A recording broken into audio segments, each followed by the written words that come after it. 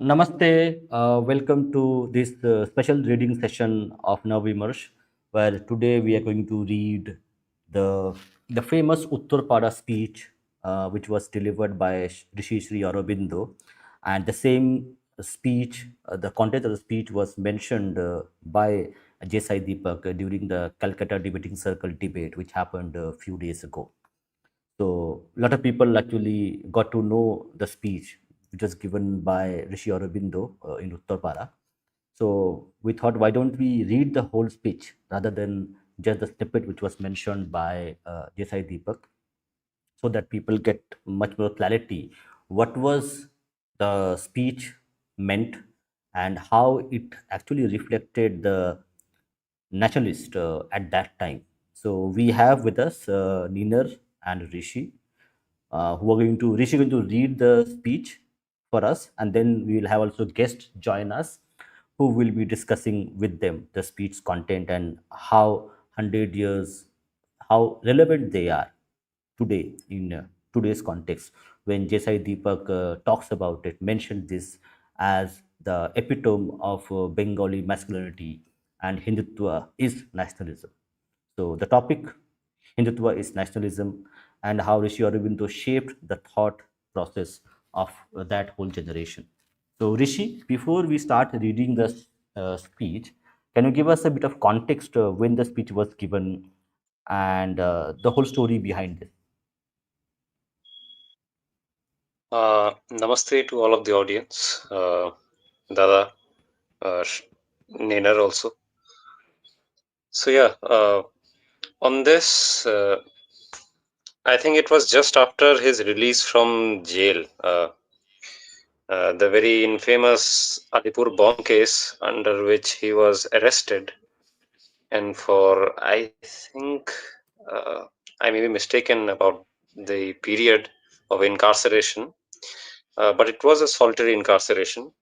After that whole torturous uh, experience of his, uh, he got released, and then he was invited in a sabha at Uttarpara. It's approximately North Kolkata. We could say it's not even more northern, towards northern direction. So over there he was invited, and there he gave this speech. It's also called something akin to a realization which he experienced during his solitary confinement. The only solace that he had at that time was Bhagavad Gita, and he did a sadhana of Bhagavad Gita uh, practically over there while he was alone in that jail. And this speech is a reflection of that whole experience that he went through over there. Yeah. Yeah, so this is the PDF. It's freely available on all internet, so people can go and search for it. So if you see, it's a volume. So this volume is called Karma Yogi, and it's the signature of Sri Aurobindo. And this is the complete works of Sri Aurobindo, Volume 8. So you can get this as a PDF, free of cost, and also you can also buy it as well from Sri Aurobindo Ashram Trust. So this volume contains a lot of speeches of Sri Aurobindo. So today we are going to cover the one we are talking about, the speech given at Uttarpada.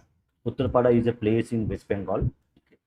It's a very famous place where a lot of great revolutionaries were there, born there. A lot of well-known people, artists were also born in that place. Right now, it's not a well-known place, but at that time it was a hotbed of nationalist activities. So, as correct Rishi mentioned, so he came out of jail from a solitary confinement, and then he gave this speech. So, this is the Sri Aurobindo in Alipur jail, 1909. This is the picture that was taken. And now we will dive straight into the page 20 of the speech. I'll increase the font for people to read. Okay, Rishi, go ahead.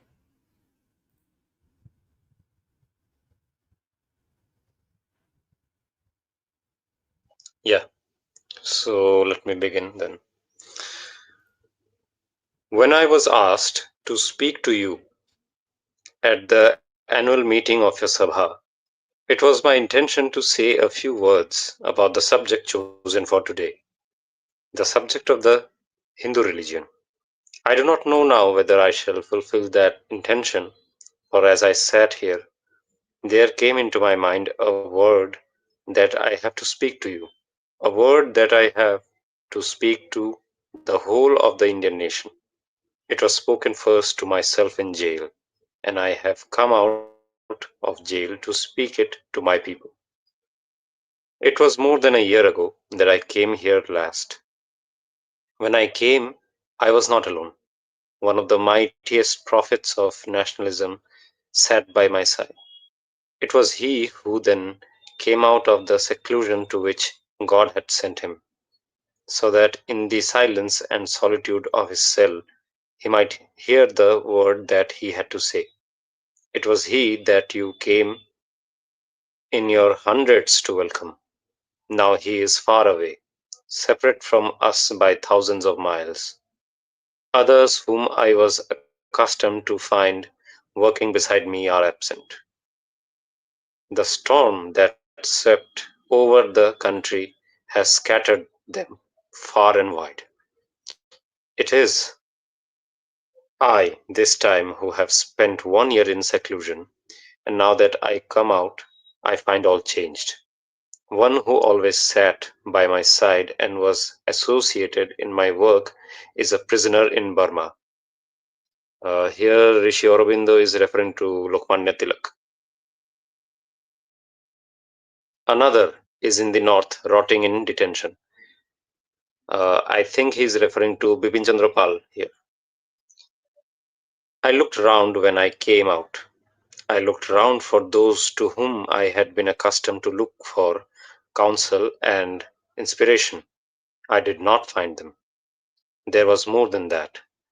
When I went to jail, the whole country was alive with the cry of Bande Mataram, alive with the hope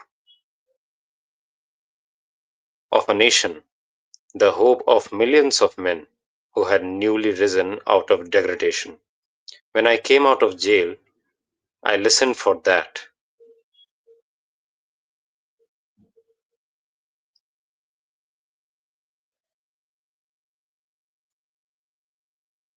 I listened for that cry, but there was instead a silence. A hush had fallen on the country, and men seemed bewildered, for instead of God's bright heaven full of the vision of the future that had been before us, there seemed to be overhead a leaden sky from which human thunders and lightnings rained. No man seemed to know which way to move, and from all sides came the question, what shall we do next? What is there that we can do? I too did not know which way to move. I too did not know what was next to be done. But one thing I knew, that as it that as it was the almighty power of God which had raised that cry, that hope, so it was the same power which had sent down that silence. He who was in the shouting and the movement was also in the pause and the hush. He has sent it upon us, so that the nation might draw back for a moment and look into itself and know his will. I have not been disheartened by that silence, because I had been made familiar with silence in my prison, and because I knew it was in the pause and the hush that I had myself learned this lesson through the long year of my detention. When Bipin Chandra Pal came out of jail, he came with a message, and it was an inspired message. I remember the speech he made here. It was a speech not so much political as religious in its bearing and intention. He spoke of his realization in jail, of God within us all, of the Lord within the nation, and in his subsequent speeches also he spoke of a greater than ordinary force in the movement, and a greater than ordinary purpose before it. Now I also meet you again. I also came out of jail, and again it is you of Uttarpara who are the first to welcome me, not at a political meeting, but at a meeting of a society for the protection of our religion. That message, which Bipin Chandra Pal received in Buxar jail, God gave to me in Alipur. That knowledge He gave to me day after day during my 12 months of imprisonment, and it is that which He has commanded me to speak to you now that I have come out. I knew I would come out.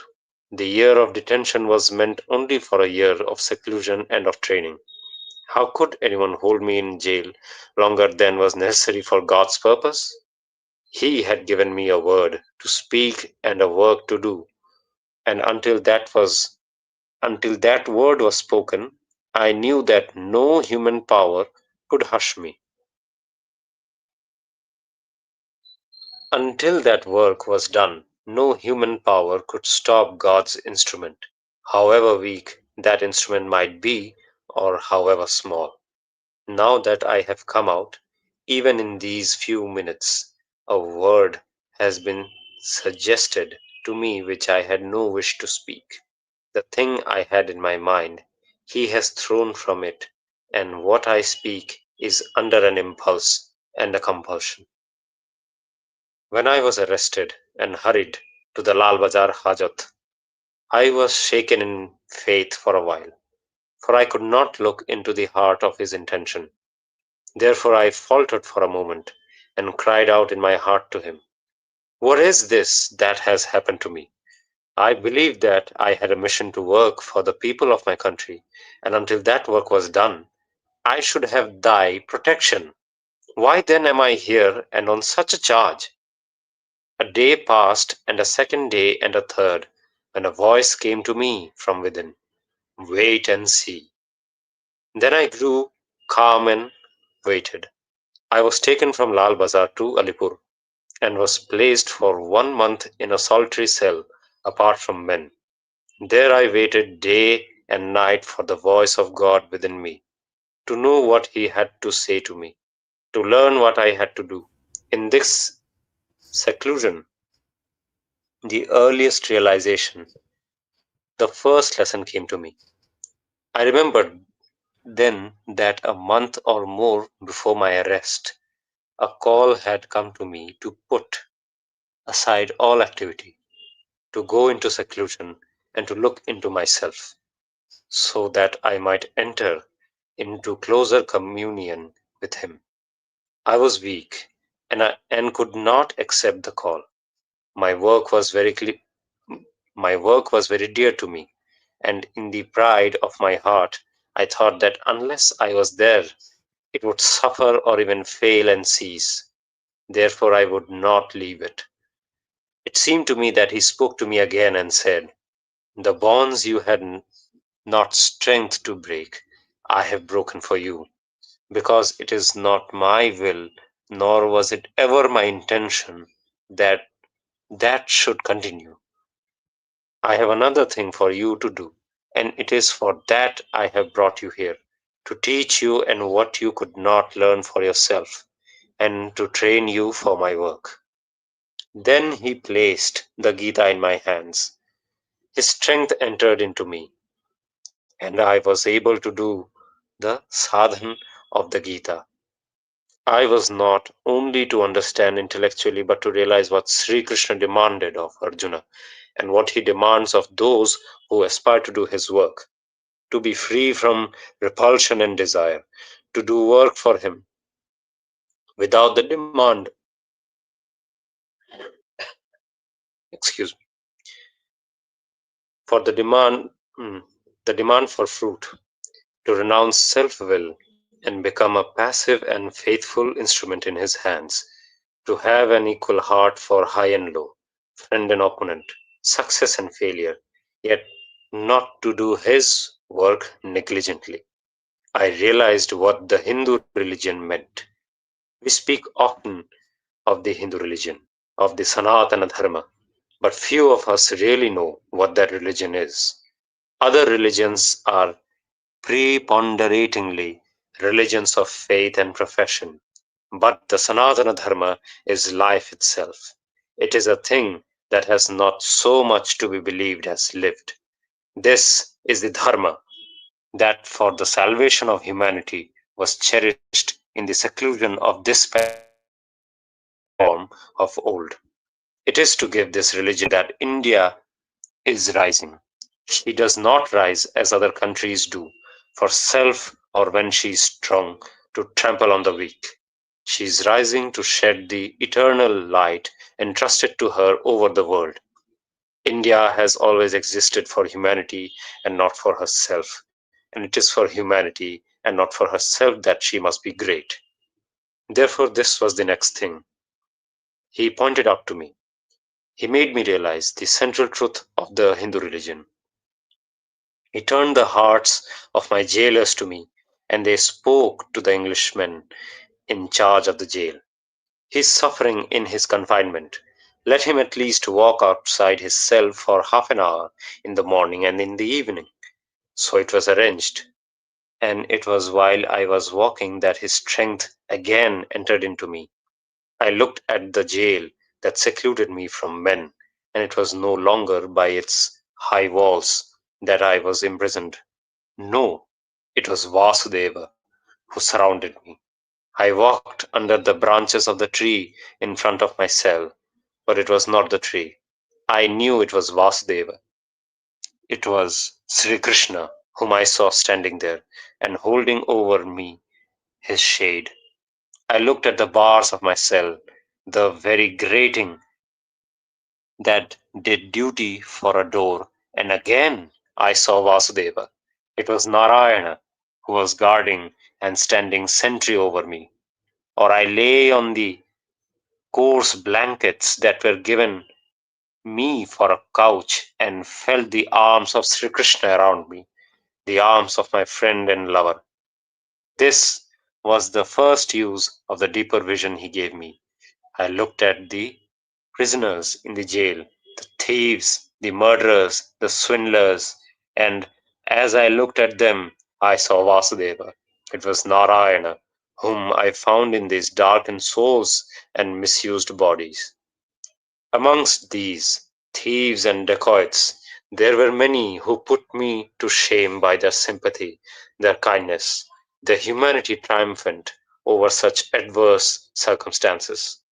One I saw among them, especially who seemed to me a saint, a peasant of my nation, who did not know how to read and write, an alleged dacoit sentenced to 10 years rigorous imprisonment, one of those whom we look down upon in our pharisaical pride of class as Chotolok. Once more he spoke to me and said, Behold the people among whom I have sent you to do a little of my work. This is the nature of the nation I am raising up, and the reason why I raised them. When the case opened in the lower court and we were brought before the magistrate, I was followed by the same insight. He said to me, When you were cast into jail, did not your heart fail, and did you not cry out to me, Where is thy protection? Look now at the magistrate. Look now at the prosecuting counsel. I looked, and it was not the magistrate whom I saw. It was Vasudeva. It was Narayana who was sitting there on the bench. I looked at the prosecuting counsel, and it was not the counsel for the prosecution that I saw. It was Sri Krishna who sat there. It was my lover and friend who sat there and smiled. Now do you fear? He said. I am in all men, and I overrule their actions and their words. My protection is still with you, and you shall not fear. This case which is brought against you, leave it in my hands. It is not for you. It was not for the trial that I brought you here, but for something else. The case itself is only a means for my work and nothing more.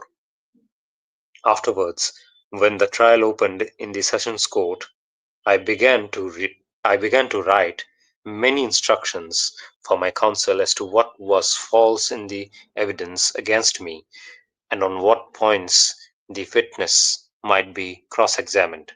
Then something happened which I had not expected. The arrangements which had been made for my defense were suddenly changed, and another counsel stood there to defend me. He came unexpectedly, a friend of mine, but I did not know he was coming. You have all heard the name of the man who put away from him all other thoughts and abandoned all his practice, who sat up half the night, day after day for months, and broke his health to save me, Srijut Chittaranjan Das. When I saw him, I was satisfied, but I still thought it necessary to write instructions. Then all that was put from me, and I had the message from within. This is the man who will save you from the snares put around your feet. Put aside these papers. It is not you who will instruct him. I will instruct him. From that time I did not of myself speak a word to my counsel about the case or give a single instruction, and if ever I was asked a question, I always found that my answer did not help the case. I had left it to him, and he took it entirely into his hands. With what result, you know? I knew all along what he meant for me, for I heard it again and again. Always I listened to the voice within. I am guiding. Therefore, fear not. Turn to your own work for which I have brought you to jail, and when you come out, remember never to fear, never to hesitate. Remember that it is I who am doing this, not you, nor any other. Therefore, whatever clouds may come, whatever dangers and sufferings, whatever difficulties, whatever impossibilities, there is nothing impossible, nothing difficult. I am in the nation and its uprising, and I am Vasudeva, I am Narayana, and what I will shall be, not what others will. What I chose to bring about, no human power can stay. Meanwhile, Rishi, yeah, Rishi, yeah, just pause for a minute. I think this is very interesting part of it. Correct. So there's a lot of questions which come arises that why all the revolutionaries who were engaged in physical fight with the British, correct, and a lot of them actually left the active militant movement, okay, and became sannyasis or went somewhere else. So, and there is a question mark is there, correct? Why these people who the British were so afraid of, why they abandoned their physical fight with the British? So, and people assume a lot of things that what happened in the jail, why after coming out of jail they become pacifist out of sudden. So, at least for Rishi Aurobindo, correct, we are like learning that his path of devotion, his path of so-called pacifism, in that way that he was engaged in himself in not so physical activities, but activities of the spiritual kind, which actually empowered lot of people, lot of many people. So correct. So Rishi Aurobindo was like going through this internal journey of churn, what he needs to do, what his life is for, and that is correct. Reflecting in this speech. So absolutely. This is the case. The since he came from England, I think it's in fag end of 1890s. He gets his job in Baroda. From then onwards, he's delving into Shastras, and he's studying and having his sadhya. Those actually accumulated at this point, I guess, in this solitary confinement. yeah, And uh, at least in this case, we see. Nina, you have something to contribute? Don't you have something to say? Yes. So what I Go ahead. wanted to point out is how grave the situation actually was. The From the essay we don't realize it, but this happened in May 1909 in Bengal, around the time when and the entire revolutionary movement and specifically this whole Swadeshi movement was popping out. The whole of Bengal, or you can say even many other parts of the country, they were rallying around the slogan Vande Mataram, which was basically popularized by him only, him himself, through all his editorials in newspapers and so Yeah, on. correct, correct. He had Though a although it was paper given by like, Bankim yeah, Chandra, but yeah, no, he it was had a I popularized by think a him. monthly. He had a monthly or a quarterly like paper. He printed that name was Vande Mataram. The paper itself, the Correct. publication. And among many controversies and conspiracies that happened that same year, for example, that same year, in 1908, this Alipur conspiracy happened. Same year in 1909, one Nasik conspiracy happened in which Savarkar was also related to that. His organization called Abhinav Bharat, I think. Yeah, Yeah. Abhinav Bharat, So correct. yeah, yeah. So the situation was like very dire from the side of the British, and they wanted a scapegoat, and they picked Sri Aurobindo because he was writing a paper, and yeah, basically, so at one end, you would think that Sri Aurobindo, after having all this fame from the paper, from his activism, from his revolutionary support, and all his ideological, you can say, extremism, he would actually be on a high of sorts. That the movement itself cannot run with me in jail, with my friends in jail, with Tilak is somewhere in Mandalay, I think Mandalay or somewhere, and I think Bipin Chandra Yeah, Pal yeah. elsewhere. So he began doubting that whether the movement would really run or not. And when he comes outside, he sees that everywhere there are slogans of Bande Mataram already going. So yeah, and what I wanted to say was basically the whole jail experience for him. It was kind of a humbling moment that how much ever you might have been at the head of things, a movement or a kind of national feeling that arises out of it. It is always bigger than you are. So yeah, uh, first we have to understand how grave the situation really was, because the charges on Sri Aurobindo actually could have even given him a death sentence. He was probably going to be hanged if not for Chitranjan Das's intervening. This is a very serious thing to note. He doesn't point it out, but we must keep it in mind. Absolutely. So, before we proceed to further read the speech, just one question, and this question also to audience as well. Like, do you think, like a lot of people, like, a lot of revolutionaries, we have Raspberry Bose, we had Subhash Chandra Bose, we had many people who were actually like fighting a physical battle with the British administration.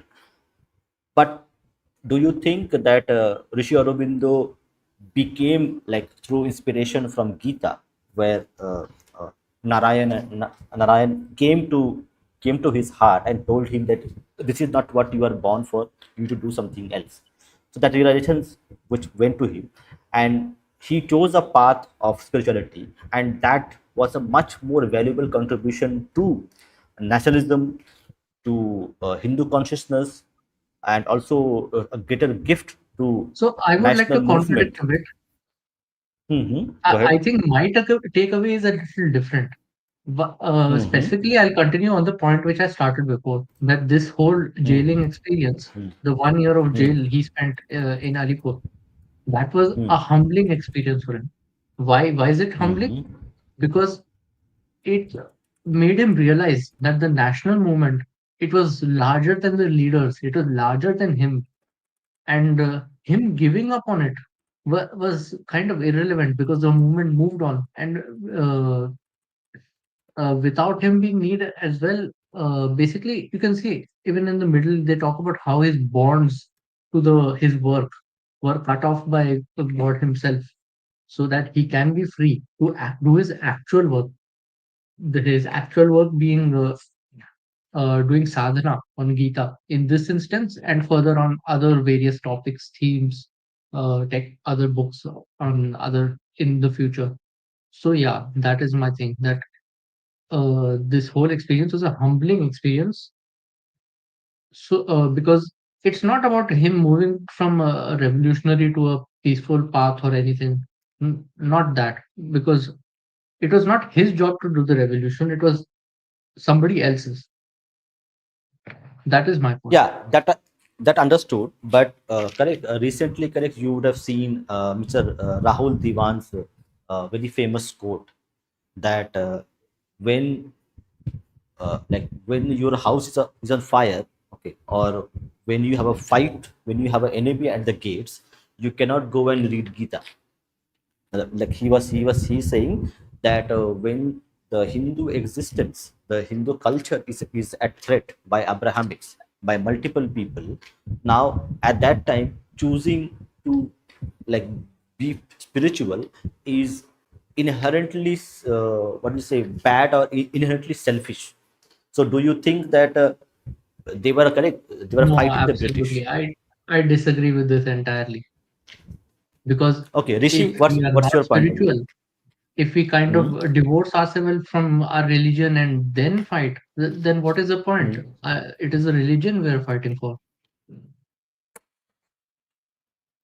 Rishi, you can continue. Okay. Yeah, of course. So, continuing on this line, Dada, Hmm? actually, Rishi Aurobindo himself answered this question. Hmm? He Hmm? was, I think, asked. We can get this actually in one of the books of Rishi Aurobindo. It's called Talks, Evening Talks, collected by A.B. Purani. In Hmm? there, this question is raised. So he answers this that Hmm? apparently he was observing something very crucial, but he did not heed it at the moment because he was all about political activism at that time. But later on, while in solitary confinement, he actually realized Hmm? that the national movement was going on, but what he was realizing is the elites who would be taking power later on. What kind of Uh-huh. policy would they be making? So he realized that the elites who would be taking power, they will completely be antithetical to Hindu values. It's Mm-hmm. very apparent, like he refers to it. Ki, the consciousness hasn't changed. We are asking for like national representation or self governance, all of these things. Even if we get it, it will be like again colonization, but by a brown Englishman above. So Mm-hmm. he says he let the movement go on. Let me get into this work, the work of changing consciousness, as he used to call it. So his whole mission in Pondicherry ashram, it begins like this, right? So integral yoga, life divine, then essays on Gita, various, and from his magazine, which used to come, I think it was a daily, Arya, that's the magazine. So he brings out literature and he puts out messages which are basically attacking the consciousness which was coming, the Occidental consciousness, and and the ideologies or the morality which was coming in. He was attacking that and trying to put out a message which was universal Hinduism, if you can call it that. So he was trying to counteract that portion. Uh, I mean, you can very much observe that in his later works. So yeah, that would be my point. Maybe Nainer can speak on it, or Vimashda, you can comment on it as well. No, I think because there is a correct, there is a misconception. Okay, sometime it might be right, sometimes it might be because a lot of people think that okay, Gandhi's pacifism was adopted by a lot of revolutionaries. Correct, there's also that thought. True, true, true. He was not a pacifist. I must say this. He gave arguments for validity of taking up arms, which is also something which he had to deal with, amazingly enough. So this is an interesting segue, I guess. So he comments on that whole issue. I guess when Gandhi came back from South Africa, he wrote a book on Gita, right? And he tried to justify his own pacifistic political movement through Gita. So essays on Gita from Rishi Aurobindo came as a counter to it, and it was sent to Devdas Gandhi, I think younger son of Mr. Gandhi, and uh, Rishi Aurobindo asked him to get that book to his father and would like a reply on it. Mr. Gandhi never gave a reply on that book. We know why. Mm. So yeah, Rishi Aurobindo counteracted that movement. What he was thinking, like people will say, "पर वो तो pacifist बन गए." No, no, he didn't become pacifism. He went into another movement. Actually, he went into a sort of philosophical movement, if we can say that. So he was like, okay, let the political movement go on. Let me deal with the other portion, which is not being looked upon. And if we overlook, I, then we might get into much more catastrophe later. Yeah, that's the point.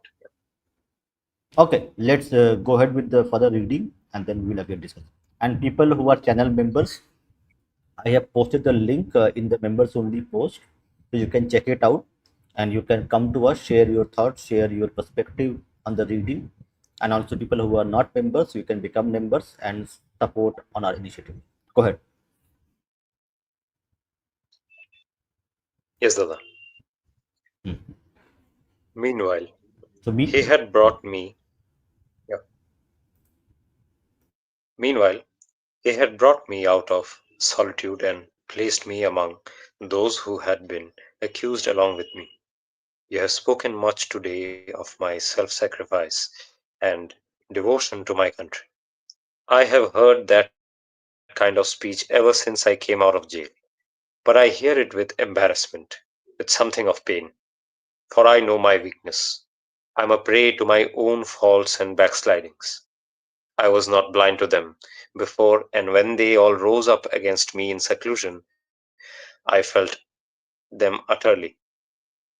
I knew then that the man, was a mass of weakness, a faulty and imperfect instrument, strong only when a higher strength entered into me. Then I found myself among these young men, and in many of them I discovered a mighty courage, a power of self effacement in comparison with which I was simply nothing.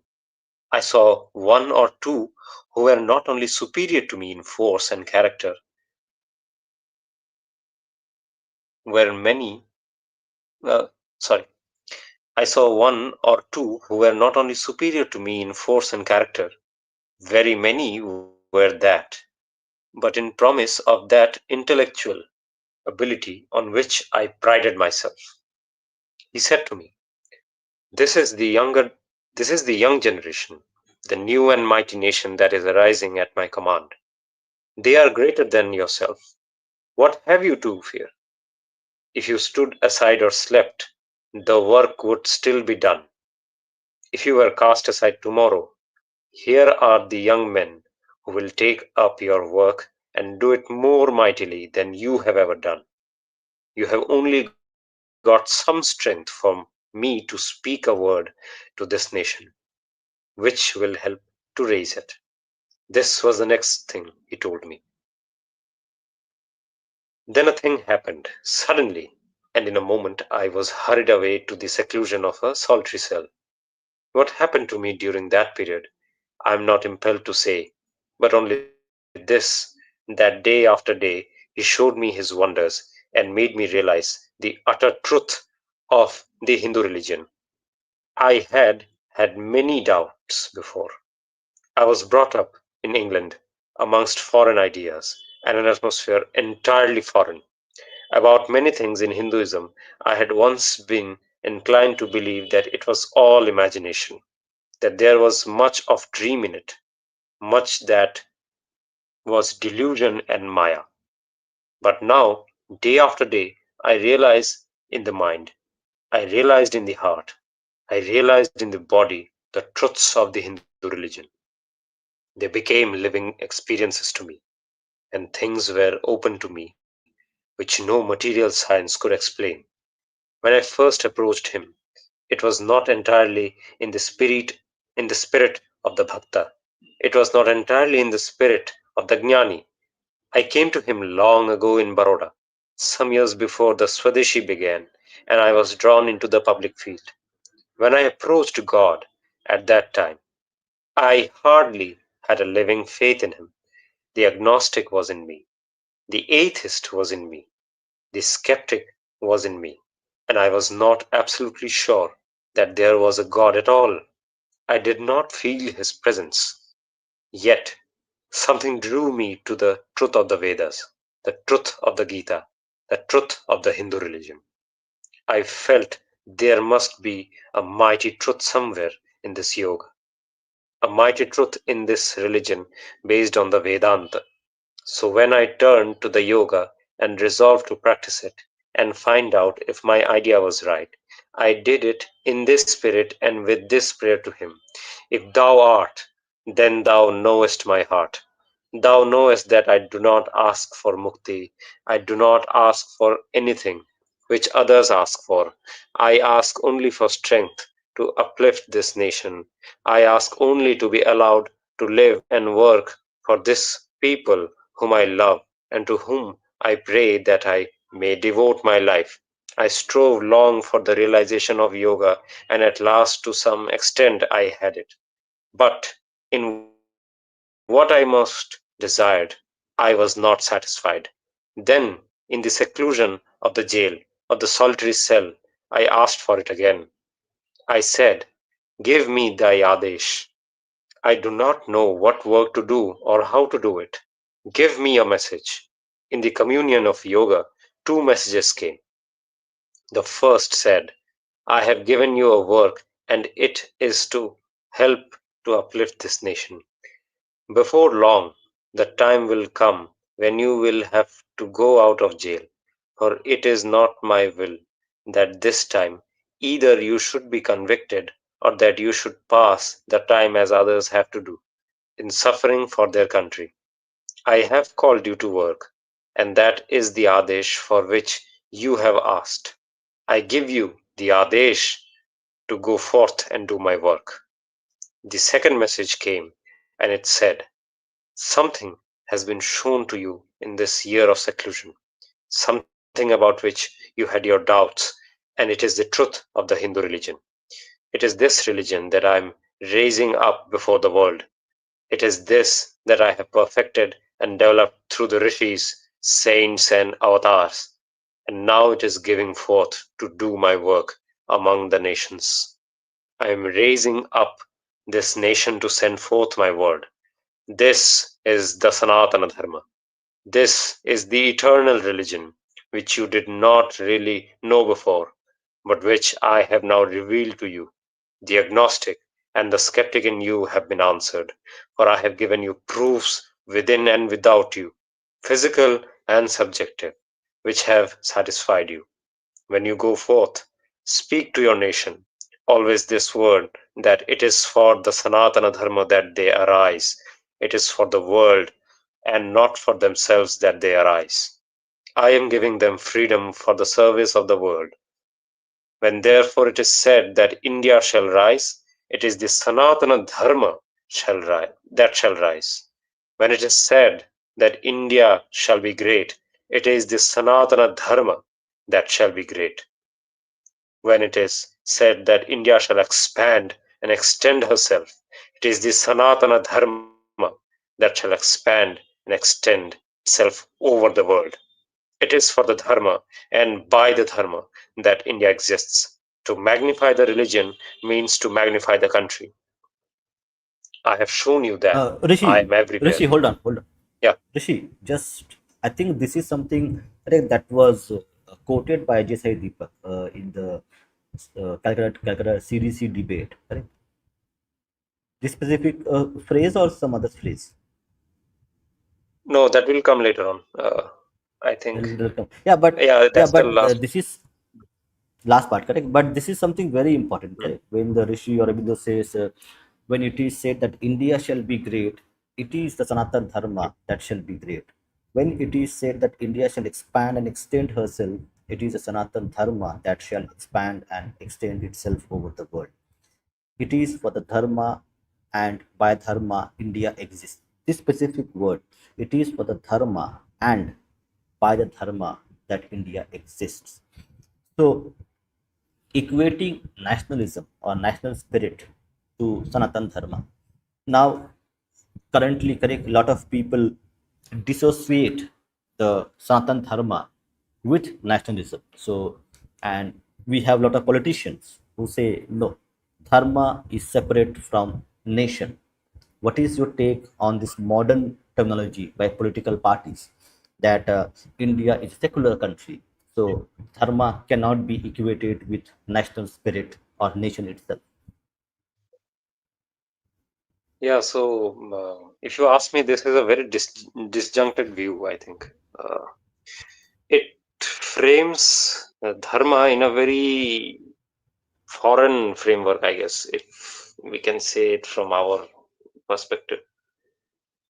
It's Yeah, Judeo-Christian, basically. So, yeah, yeah, because correct the secular part and correct the Judeo Christian concept, correct, of separation of church and the administration, because it's a kind of a thing which doesn't exist within us, correct? Us Bharatiyas, correct, as a dharmic people, correct? Dharma, administration, nation, community, all gel together to create a syncretic identity of who we are. So we do not have the other as a concept of philosophy. We don't have a other in our thought process, but they do have a other that they need to keep separate to live or make a nation out of that. yeah. Uh, they have a two-tier system, right? Uh, so, wait a minute. Yeah. So this two-tier system where the religion is transcendent and there is this earth, the earthly world, which is where we live. These two are disjointed and have to be governed separately. I think there is this verse, right, in Bible. We can get that. So he says, Jesus, I think, if I have to paraphrase, Hmm. give unto the Caesar what belongs to Caesar, and give unto God what belongs to God. So this is the bifurcation that you're talking about, because apparently the Yes, what is godly, it is pure, it's spiritual, and it's not filled with sin, whereas the Caesar part or the world part, it's full of sin and vices and it's gross. So it needs to be separated always. That's not so in our abs- case. Our God is in, what should I say, immanent in the world. He's not some yeah, separate being outside. yeah. Dinner, you have something to say? No, nothing on this point, but yeah, on you can continue. Okay, one more thing we need to actually, because this is something which is important. Correct? Also, Anand has mentioned that Jesai Deepak should have used this specific part of the speech to actually give it back to Mr. Ashutosh, what he was talking about. Actually. So, so that aside, one more thing. We have, correct, we have so-called Hindutva organizations who are talking in a very disjointed way. Okay, they say that Bharat is already uh, like a Hindu Rashtra. Okay, and in the same breath, they say that okay, dharma or the nation is separate from your dharmic identity. So, why do you think this confusion comes even for political parties who are so-called Hindutva political parties. There are organizations who are called Hindutva organizations by many people. Where this confusion comes from, Rishi? Dada, it would be a bit, what should I say? My response to your question would be a bit like a question to you. So, Okay. don't you think our so-called leaders, Hmm. tend to define Hindu in terms of geographical identity rather Geography, than some, spiritual yeah, Dada. correct existence. Yeah, but that Yeah, that they also don't. is, yeah, that also is not, see, correct, in Sanatan Dharma we have, correct, we have this called sacred geography, and sacred geography is part of our scriptures, correct? Jambu Deepa is part of the sacred geography. So, Absolutely. but yes, but like the way the Judeo-Christian principles, correct, they have separated the nation from the spirituality of the individual or the community. Okay. Same way, have the, like the Hindu organizations we have, they have also separated the sacred geography from the dharmic existence of communities, of people, of individuals, as two separate things. Why can't they be same?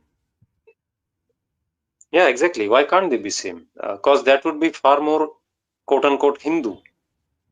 It's not Hmm. Hindu actually to make a distinction between geography and the sacred. As you said, it is a sacred geography. It's a samas. It's a joint word over here. It's not a separate issue for us.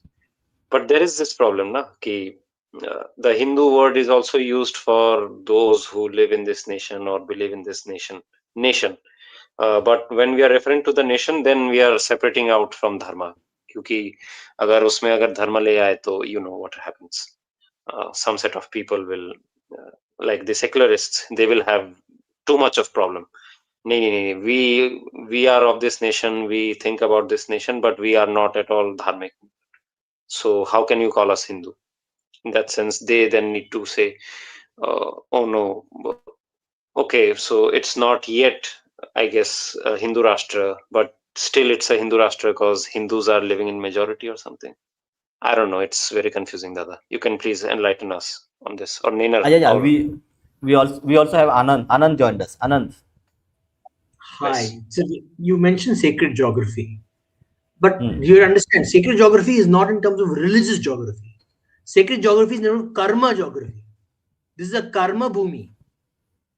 Or if you notice, all our sacred geographies, because in the perspective of Sanatan Dharma, the universe is our Hmm. sacred geography. So tomorrow, if we Hmm. go Okay. to Mars, Hmm. the Bhagwan is there also. He doesn't leave. Yeah. Just because we've left in the world doesn't mean in the Hindu idea, Bhagwan has not left. He's not only stuck in on earth. He's there as well, right?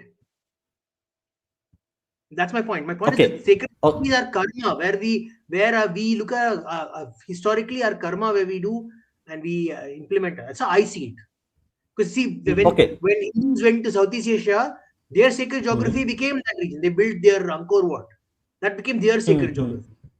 The problem is we are looking at it from ethnocentric lens, ethnic lens. That's the Hmm. mistake. We have allowed that ethnic lens to permeate our society. Even this is where my disagreement with Sagarkar is so important, so significant.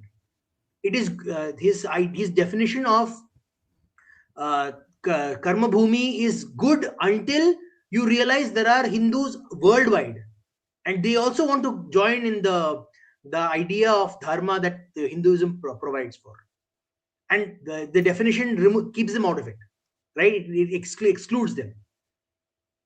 Yes, So we have Anand. to But expand our definition of karma and dharma beyond our geography. It works okay. for So nation let's, building, work for anything beyond yeah, that. yeah. Okay. Let's take this question or a comment from Neon. Isn't the use of Hindu as a geographical identity a kind of colonial hangover? It wasn't the way we used to see. Belief of sacred geography doesn't apply to everybody. What do you think? Is it a hangover? The second geography term is a kind of a hangover of a No, I don't colonial think it's. No, space. I think no, I think he's talking about Hindu as a geographic identity being a colonial hangover. He's Yeah. talking about that. Hmm. No, it is not. It's not. It's a political rationale. It is not a. It's not a hangover of. It's not a colonial hangover. It's a political rationale. It makes a lot of sense. You want to unite politically. You define your political Hindu political identity from your geography. It's difficult to define your political identity beyond the geography. Like you can't have political identity with someone sitting in Burma until you define the geography, right? You say, okay, these Burmese are part of our political identity. I'm saying like that. So you need that. You need a Yeah. definition. Like today, even though the what do you call it, the ancient Iranians were our sister cultures, right? Doesn't mean Hmm. we can define them as part of our Hindu geography because they have dissociated themselves from our geography. They've said we are different from you, right? Today, if you talk to Iranian, Zoroastrian, even though they may say, oh, we are similar, they'll think they're superior to us.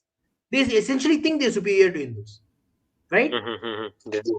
Yep, So yep. that is it's a political term. It's not a religious or a spiritual term in the current Hindu geographic term. So it makes sense to Savarkar because he's defining a political movement. He's not defining a spiritual or a religious movement. Yeah, Savarkar theories are political in nature. They are not in the realm of spirituality or scriptures. Correct. He was a atheist by himself. Correct? He was an atheist, like in the dharmic sense. He's Nirishwarvadi, Yeah, yes. So yeah. His focus was yeah, the real world actions that one could do, not the spiritual. His focus is not spirituality. His focus is not that at all. yeah. So in that context, in the dharmic context, he was a kind of like for a better word, we call him atheist because there's no other word in English to define it. But yeah, in our shastras, we can call Savarkar Nirishwarvadi, a better word. Basically, Nastic. Yeah, No, no, Nastik is also a word. No, no. It's not Nastik Nastik. again is a not He was not a Nastik is Chaivak, not he was the not word. a Jain, he was not a Buddhist, he's not Nastik. He's a Nirishwarvad. He's not a Nastik. No, but Nastic means you do not believe in the Vedas. Yeah, but I think he believed in the Vedas. He definitely did. Uh, He just didn't believe in God. uh, there's a problem with this because he has chided against rituals and all, citing Vedas also. He has said ki, Upanishads and all, we have read too much of them. Now they are supposed to be kept in showcases and all. So yeah, there are contradicting things, but okay, we can. Of course, he was not a spiritual, he was not a scholar of religion, obviously. It's very clear. Yeah, yeah. Hey, we have to bother with his political ideology at the end of it. Exactly, that's Yeah, my point. So as a Savarkar is a political idea of his framing. That's it. no, we Beyond that, like simple word. We do not have to learn philosophy or Hindu religion or dharmic panth from Savarkar. What we can learn from Savarkar is the Exactly. political way of thinking. exactly, So we don't have exactly. if you Absolutely. want to if we want to learn philosophy, dharma, Gita, spirituality, then we go to Rishi Aurobindo, not to Savarkar, Exactly. because they have their own Yeah, domains that we need to be there. We don't have to yep, equate them in I that completely way. agree. absolutely. Okay, so let's continue the reading So and then Anand, only go ahead. small part. Mhm. Yeah. So only small Go part ahead, go is ahead. left. Maybe we can read it and we can discuss. Okay. Yeah, I'm just Yeah. finishing. Go ahead. Hmm. So okay, To from magnify, this, yeah, to magnify. to magnify. Okay. Yes, magnify this.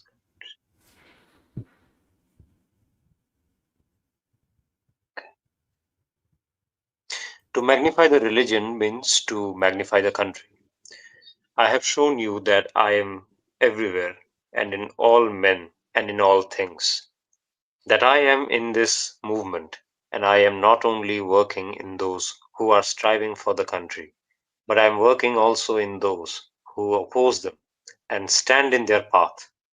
I am working in everybody, and whatever men may think or do, they can do nothing but help on my purpose. They also are doing my work. They are not my enemies, but my instruments. In all your actions, you are moving forward with knowing which way you move. You mean to do one thing and you do another. You aim at a result and your efforts subserve one that is different or contrary. It is Shakti that has gone forth and entered into the people. Since long ago I have been preparing this uprising, and now the time has come, and it is I who will lead to its fulfillment. Till then is what I have to say to you. The name of your society is Society for the Protection of Religion. Well, the protection of the religion, the protection and upraising before the world of the Hindu religion. That is the work before us. But what is the Hindu religion? What is this religion which we call Sanatana, eternal? It is the Hindu religion only because the Hindu nation has kept it, because in this peninsula it grew up in the seclusion of the sea and the Himalayas, because in this sacred and ancient land it was given as a charge to the Aryan race to preserve through the ages. But it is not circumscribed by the confines of a single country. It does not belong peculiarly and forever to a bounded part of the world. That which we call the Hindu religion is really the eternal religion because it is the universal religion which embraces all others.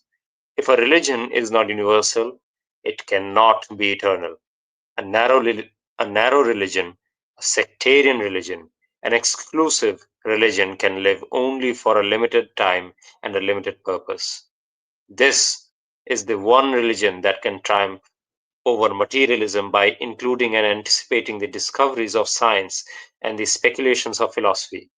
It is the one religion which impresses on mankind the closeness of God to us and embraces in its compass all the possible means by which man can approach God. It is the one religion which insists every moment on the truth which all religions acknowledge, that He is in all men and all things, and that in Him we move and have our being. It is the one religion which enables us not only to understand and believe this truth, but to realize it with every part of our being. It is the one religion which shows the world what the world is, that it is the Leela of Vasudeva. It is the one religion which shows us how we can best play our part in that Leela, its subtlest laws and its noblest rules.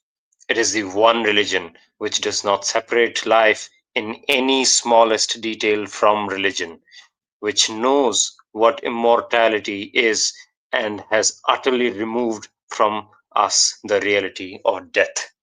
This is the word that has been put into my mouth to speak to you today. What I intended to speak has been put away from me, and beyond what is given to me, I have nothing to say. It is only the word that is put into me that I can speak to you. That word is now finished. I spoke once before with this force in me, and I said then that this movement is not a political movement, and that nationalism is not politics, but a religion, a creed, a faith. I say it again today, but I put it in another way. I say no longer that nationalism is a creed, a religion, a faith. I say that it is the I say that it is the Sanatana Dharma, which for us is nationalism. This Hindu nation was born with the Sanatana Dharma.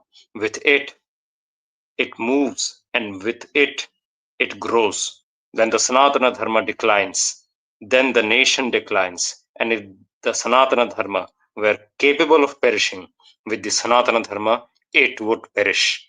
The Sanatana Dharma, that is nationalism. This is the message that I had to speak to you. Yeah, so this is the Yes. last part which Desai Deepak had spoken in his debate.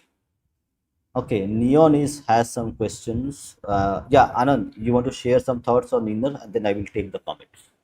See, I will. If you look very, there's a very clear thread in Aurobindo's thing that there is no nation, Indian nation, India without Sanatan Dharma, and he's very clear about it. There's no confusion that there is the casteless Sanatan Dharma, caste Sanatan Dharma, and Hindutva this way. He didn't even. He's not even talking about Hindutva. He's just saying Sanatan Dharma. There can be no nation, Indian nation, without Sanatan Dharma. If the Sanatana Dharma perishes, nation perishes. His clarity is so clear. He's more clear than all the scholars who have come after him. I think even more Yep. clear than even Vivekananda, in my opinion. Okay, so there is a very interesting comment from Neon. See, he is asking us, Upenda, I have a question to you. The question is that Hindu Sanatanis need to develop an expansionist mindset. That is the that is the only way we can protect our core homeland. Hold on. Protect our core homeland, which is most sacred. Neon, to answer this question, actually, it is not realization. Correct. Uh, if we just think for a second that the Sanatan Dharma was born here, okay, the Hindu faith was born here, then how it traveled to all across the globe. So, if you see the sacred geography which is mentioned in our scriptures, it goes beyond seas, it goes beyond oceans. So we were an expansionist, in not in a very like a bad way, but in a way that we went to the shores of different continents, countries, places, and we taught people the eternal dharma, and they accepted the dharma. So we were expanding. So it is not something which is alien to us or foreign to us. We have lost that ability, we need to regain that ability, but we were there always, we were expanding, we were always working with people, working with various races, various nations, and we taught them the way of dharma to them. The Chinese, the Burmese, even the Philippines, they all were there.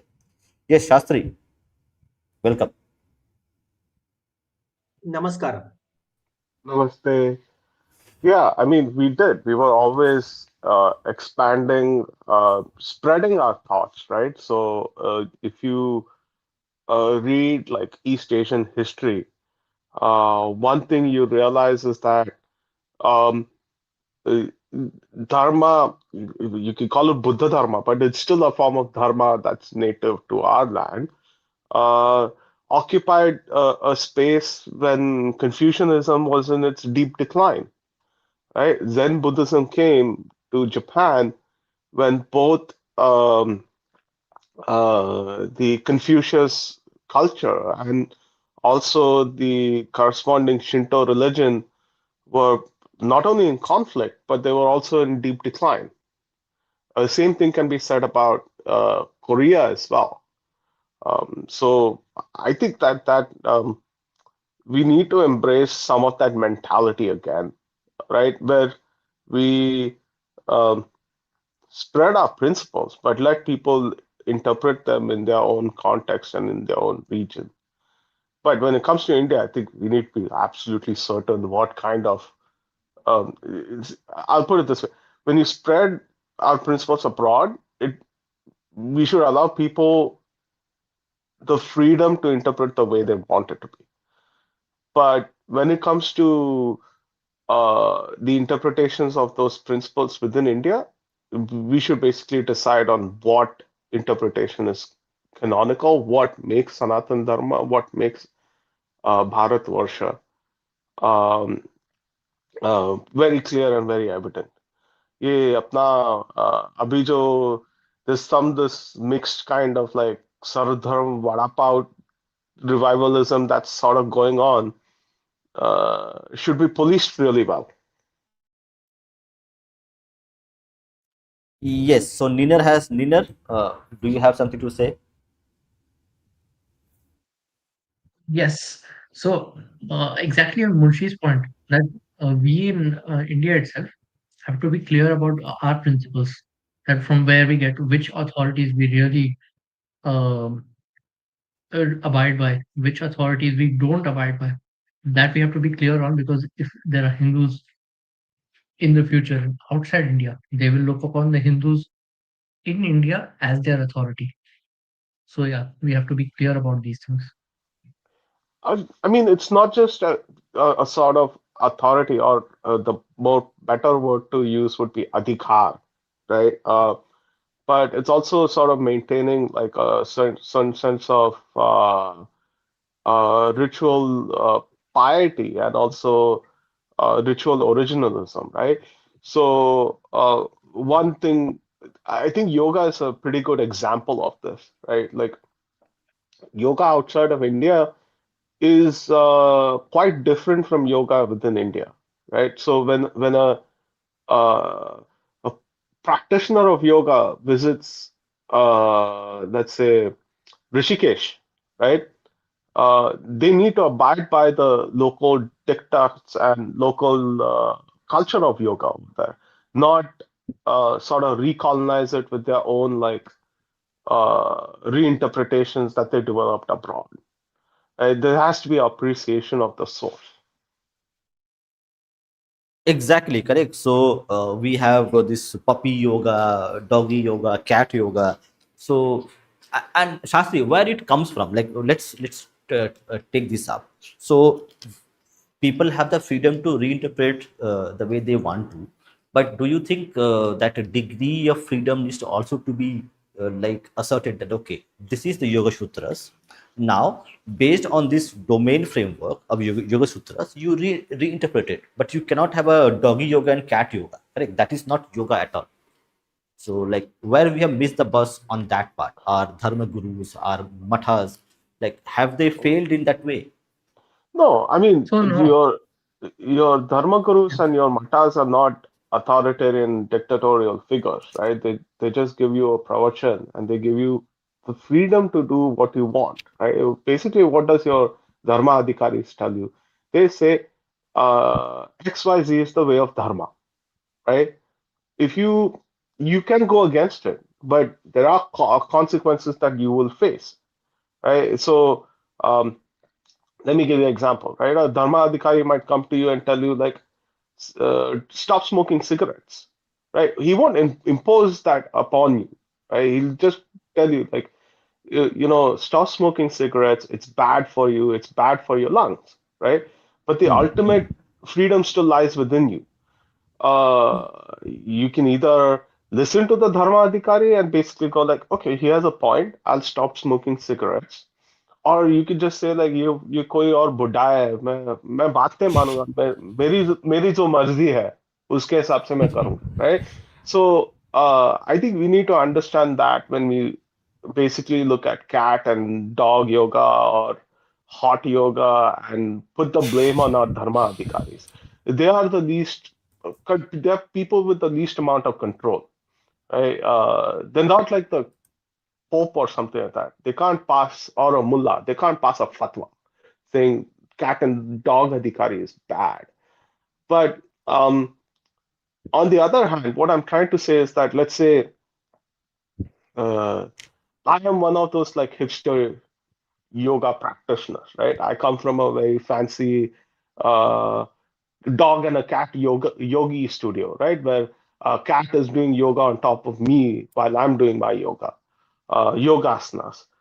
But if I come to Rishikesh, right, the practitioners there, it's their duty to basically say, it's okay, you come from a different place, you do cat and dog yoga there. That's not our way here. And that's the most important thing we need to set straight for dharma within India.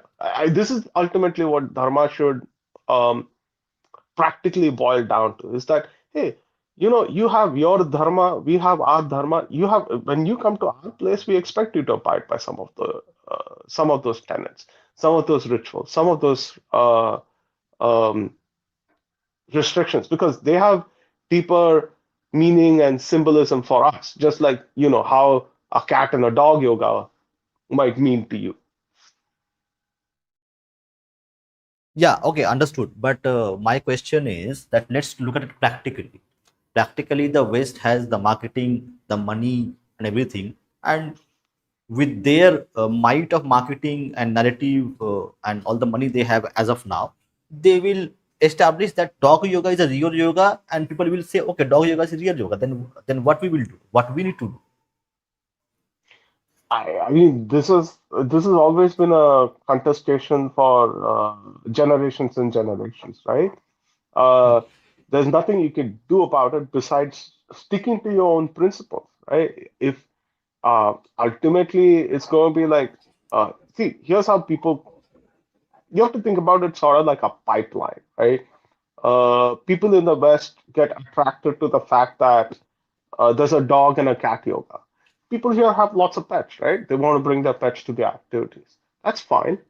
Uh, but a certain portion of uh, that population will always be like, okay, I'm done with this casual stuff of cat and dog.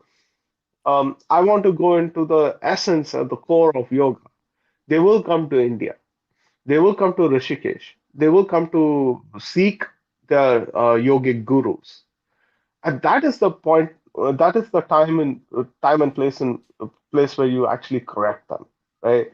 Um, the other thing you also need to realize is that I think we need to stop this like Western navel gazing, right? What do I mean by that? Like, oh, West में ये बोल रहे हैं, West का narrative ये है.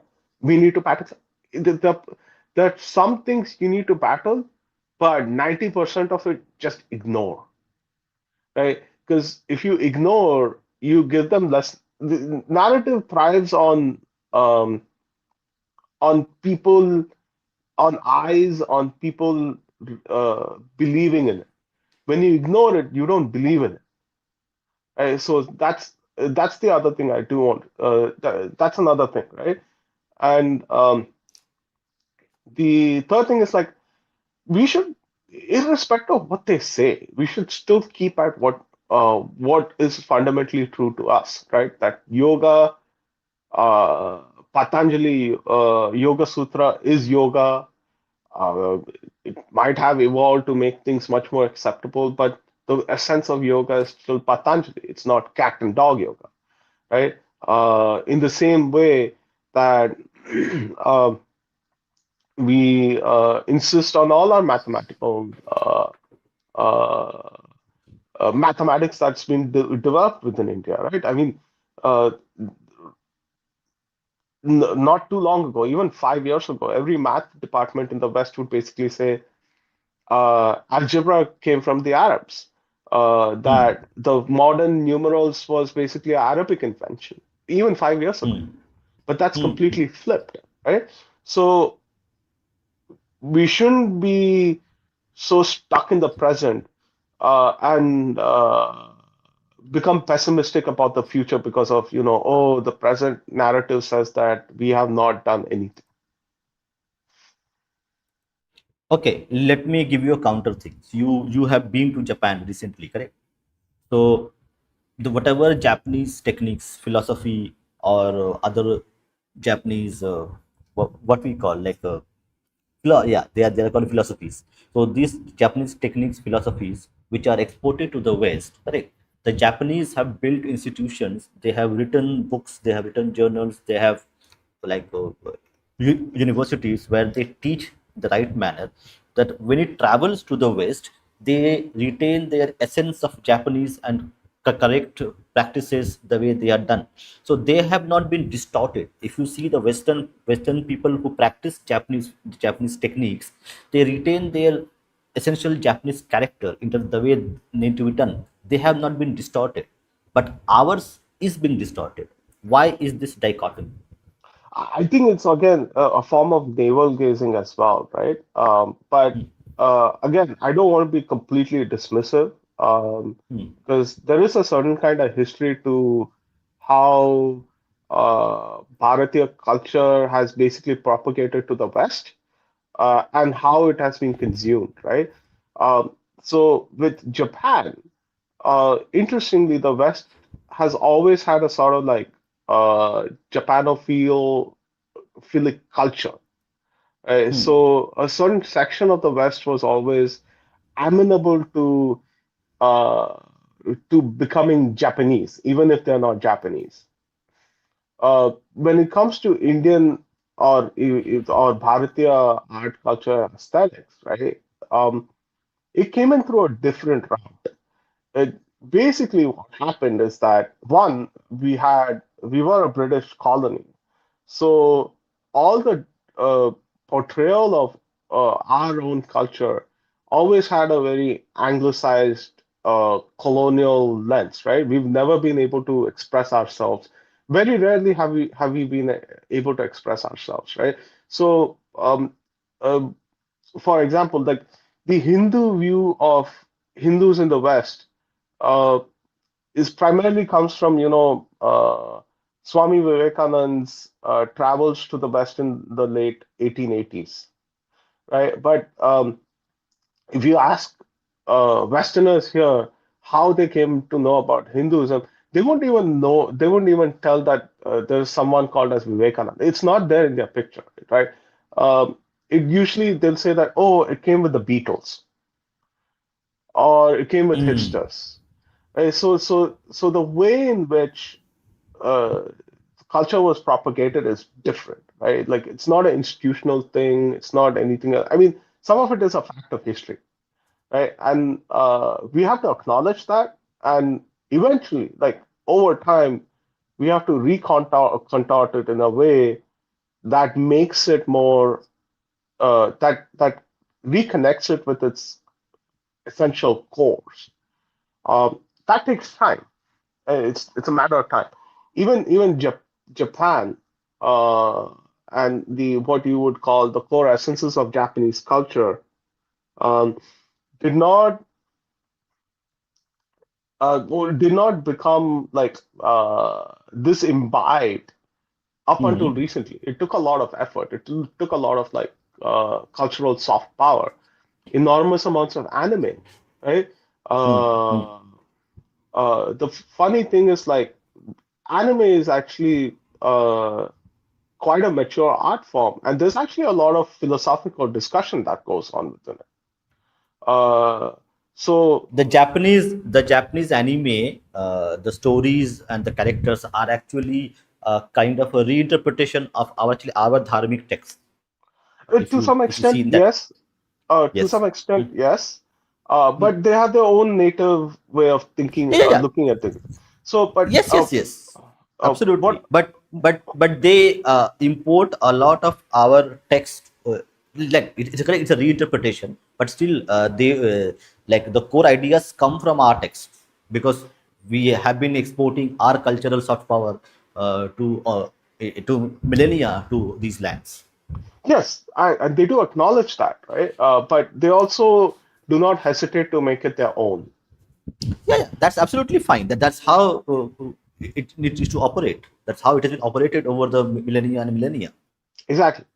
Uh, but what I'm trying to say is that I think we look at the successes of other cultures and we don't realize what it took to get there. And the other thing we don't do is we don't look at what how history has shaped the way in which our culture is perceived today. Right? The two very different things, but ultimately it's meant to inform you better. Uh, Understood. Go ahead, Anand. Go ahead. yeah, one thing you have to make a big distinction. The two empires that were never colonized by the West were never colonized by the Turks either. Mm-hmm. So basically, Thailand and Japan, Mm-hmm. not a single Turk stepped foot on their land. Hmm. So they basically didn't have to do. They didn't have what decades of subservience to another power. So they already were very and Japan especially had to go through waves and waves of attacks first by the Chinese, then by the Mongols via the Chinese. So if you observe, they never actually let the Brits onto their land. They assumed that they were superior to everyone because they've been beating people back from their lands forever. Yeah, actually, the Japanese were extremely wary about the British. They saw them Exactly. as a real threat, right? They genuinely did see them as a real threat, and they were paranoid about European powers. That They parallel paranoia, everyone, especially Europeans. yeah, yeah, Yes. yeah, especially European powers, because um, one thing I realized in my trip to Japan was this the late mid to late 1800s was a very transformative time in Asia. Right? India was completely subjugated. That freaked a lot of powers in the region. India was completely subjugated by 1857. By the 1850s, Indonesia was also a colony. The French were making inroads in Vietnam. These were all trading partners with Japan. India was a cultural partner. Like Japan used to send a lot of monks back to India to study in Bodh Gaya. That access got shut out. So I think there was a lot of paranoia about European powers in that 1820 to 1890 time. I mean, that's also one reason why the Meiji Restoration even happened in that period, was this intense amount of churn that was going in Asia. No, and not just that. If the thing, very important thing is their attitude towards foreigners was not the way our attitude was. We were very welcoming of foreigners. We always have been throughout history. Look at every single generation, whether it is the Greek times, Indo-Greek times, then later to the Buddhist times from China and East Asia, and then later even the Turks. To a certain extent, we allowed Turks to come to our land. While Alexander, even though Alexander defeated, a lot of the Greeks were able to like migrate into India and settle large parts of India, right? So we always were very welcoming to foreigners. That in a way that was Japan had the benefit of the fact that they were not very welcoming, except some Um, groups. I mean, They're not always sure, welcoming, not you always. could sort of say that it's also a function of being a That's why homogeneous the society. Koreans and Chinese have such negative opinions of Japanese because Sure, they were very like. you could there is some element of truth to that, right? But I would say like our culture is more similar to the Chinese culture in the sense that Yeah, in China, um, was, yeah. there's always this level of confidence that any foreigner that comes into China will eventually get cynicized.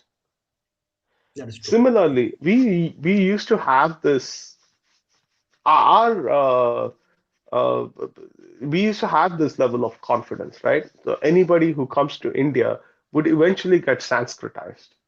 I and basically two forms of colonizations have basically destroyed that confidence, and you can see some of that call to action that you need to rebuild this confidence coming directly from Aurobindo himself, right? He's when he's talking about what I interpret is basically when he's talking about Sanatana Dharma and nationalism, he's basically talking about a process of Sanskritization. I don't think so. I don't think so. I What's mean Sanskrit? cultural Sanskritization. I don't mean like, sabko betke Ved padhao Sanskritization. A good example of this is basically the Yuan dynasty in China, right? They were Mongols, but they were Sanskritized. Sorry, Hmm. Sinicized. That's interesting. Okay, so now one more question to everybody, to the audience on the chat, and also here who are talking to us. So, when we are like, I'll take a little time. So, correct, Japan was able to do this because of Japan Foundation. Sastri, correct? a lot of soft power is it is because of Japan Foundation putting billions and billions into the soft power game, which is played by everybody. No, I think it's also they take ownership of their own culture, right? So Japan Foundation is not just like an outward looking organization. It's also inward looking, right? A lot of their grants are offered to Japanese academics, Japanese speakers, right? And it's also meant for consumption in Japanese. Um, and that aspect should not be ignored, right? I mean, the soft power, the foreign soft power component is not is a small component of what they actually do.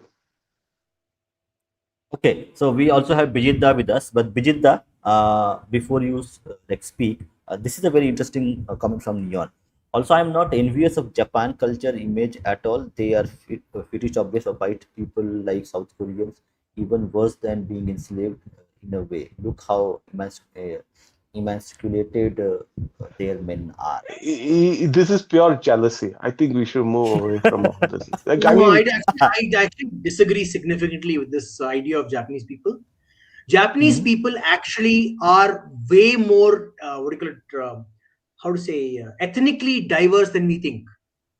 Like there are Japanese people with a lot of body hair and they have no problem with it. Like this problem with body hair and this fairness and everything is more mainland thing. I've observed Koreans, Chinese people, they have this issue.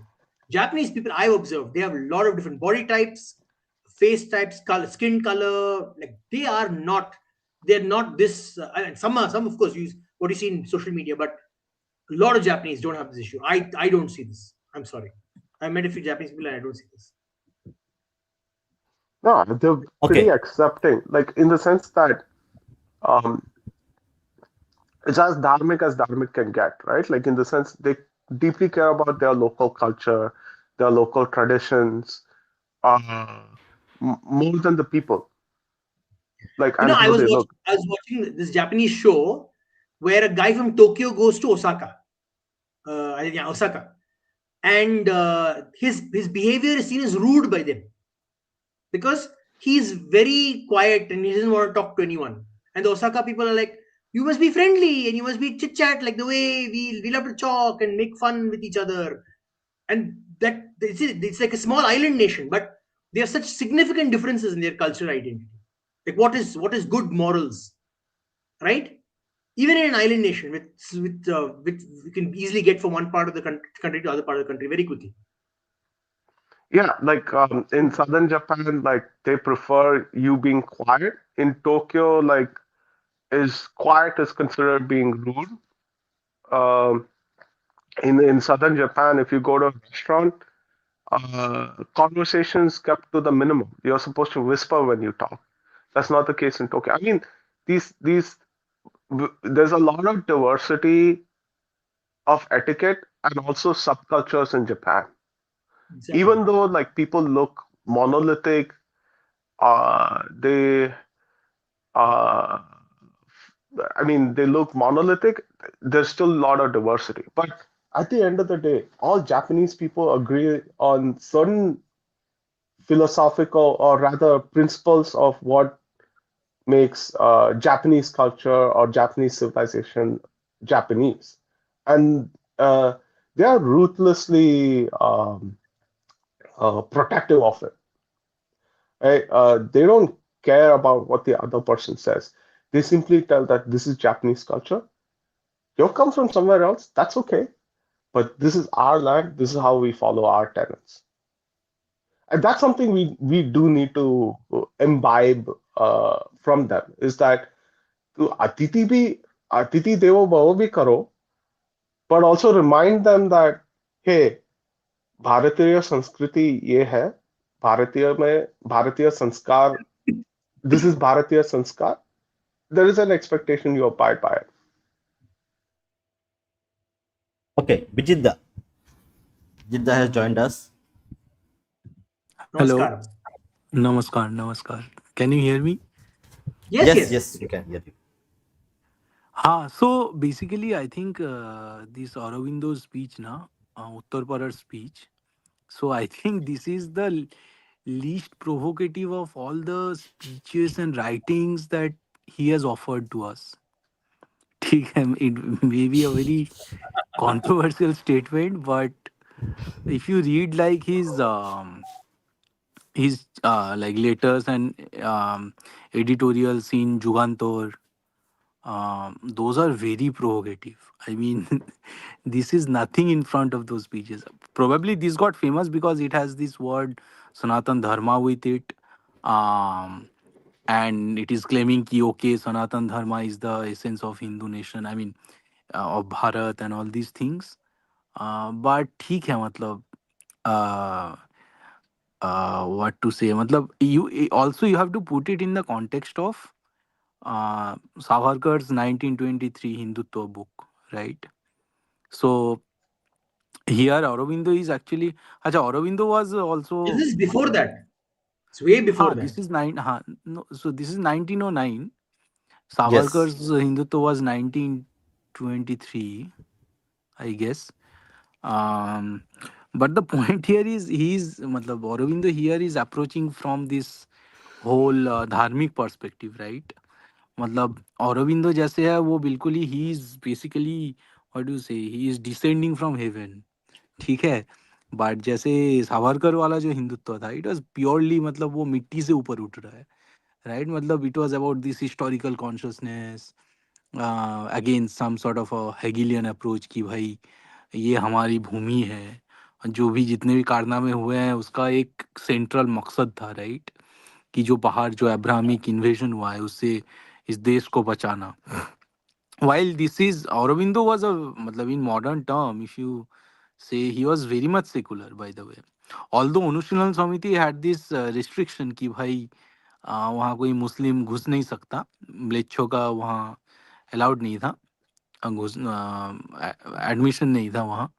But Aurobindo has already मतलब Aurobindo has return many time कि भाई हमें हिंदुओं का intelligence और मुस्लिमों का बाहुबल चाहिए।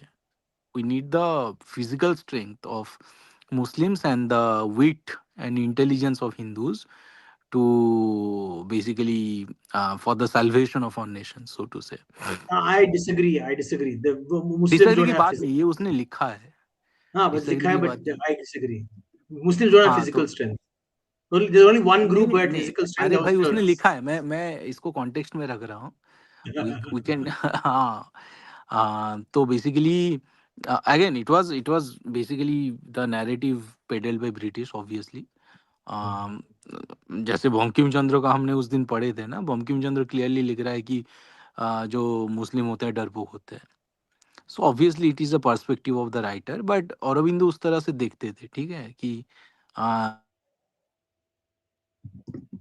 Also this is 1909, Lord, maybe Hmm. some Muslim says Ritik Roshan from Jodhagor.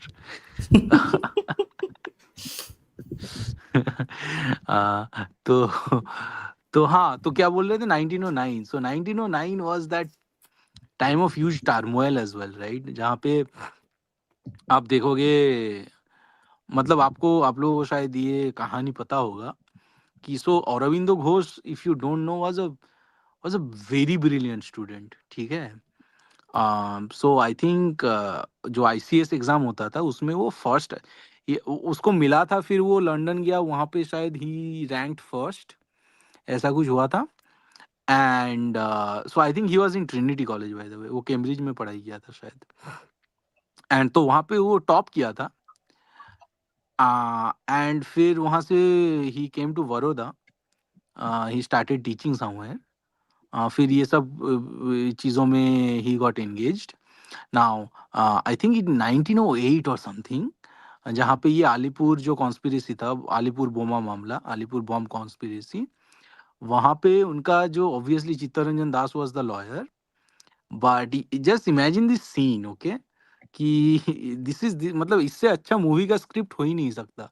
So this topper Aurobindo Ghosh, he's standing in this convict box, right, as a convict, जो जज बन के उसके सामने बैठा हुआ है, जो जजमेंट सुनाएगा, वो ऑब्वियसली ब्रिटिश था, and he stood second.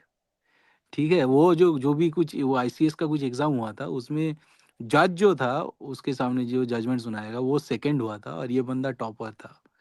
So just imagine the tension in the court, right?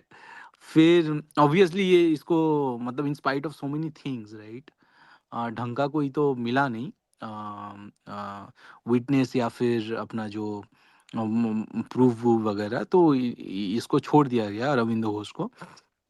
और ढंग का कोई टेस्टिमोनी इसलिए भी नहीं मिला और विटनेस इसलिए नहीं मिला क्योंकि आपको पता होना चाहिए कि उस टाइम पे काफ़ी आग फैल चुका था। मतलब the most famous case being जो नरेंद्र गोस्वामी, तो वो राज साक्षी बन रहा था, रॉयल विटनेस कहते हैं, क्या बोलते हैं उसे।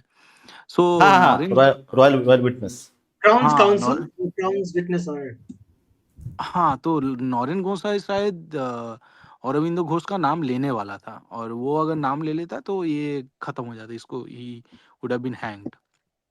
तो नरेंद्र गोसाई को मारने के लिए दो बंदे, बहुत ही आई थिंक 17-18 साल के होंगे, Satyen Bose, this is not the physicist Satyendra Bose, but another guy Satyendra Bose and Kanailal Dutta. So ये लोग फिर आई थिंक ये लोग जेल में थे। इनको किसी भी तरह वो बंदूक बंदूक मिल गया था, ठीक है, वो भी शायद पहुंचाया गया था जेल के अंदर। तो इनको गिरफ्तार कर लिया गया था, लेकिन फिर इनको आई थिंक इनको ये नौरेन गोसाई का कोई तबीयत वबीयत कुछ खराब हुआ होगा या कान्हाईलाल दत्तो का खराब हुआ होगा। तो फिर ये मिलने का बहाने कर रहे थे कि हमें नौरेन गोसाई से मिलना है। तो फिर उसको फिर नौरेन गोसाई को इन दोनों ने गोली मार दिया, और फिर नौरेन गोसाई खत्म हो गया, और इनको भी ये कानाई दत्तो और अपना जो सत्येन बोस, इनका फांसी हो गया। ठीक है, तो इस तरह से मतलब औरोबिंदो घोष भी बच गया। बारिंद्र घोष का शायद कुछ फांसी वासी हुआ था या फिर उनको दीपांतर हुआ था उनका, काला लेकिन पानी। वो जो पूरा, हाँ, काला पन्नी हुआ था। कॉलीफ्लावर फार्मिंग, कॉलीफ्लावर फार्मिंग भी चल रहा था आई थिंक। सो बेसिकली ये जो पूरा कहानी था, ये अपना अनुशीलन समिति जो कोलकाता वाला था, इसको रोकने के लिए एक मुस्लिम कोई सीआईडी या मतलब जो इंटेलिजेंस का ऑफिसर, उसको ये कार्यभार दिया गया था, और वो काफ़ी हद तक वो बंदा सफल भी हुआ था। तो आई थिंक उसको भी गोली मारा था, ठीक है, इन लोगों ने उसको भी गोली मारे थे। तो उस टाइम पे तो बहुत ही खतरनाक, मतलब you should read this chapter of Indian history and the history of Bengal actually, कि ये अनुशीलन समिति क्या उस टाइम पे मतलब कि मतलब कांड मचाए थे, ठीक है। आ, लेकिन नहीं हुए, तो दे उसके वेर बाद औरबिंद, हाँ। They were Bajrang Dal pro max.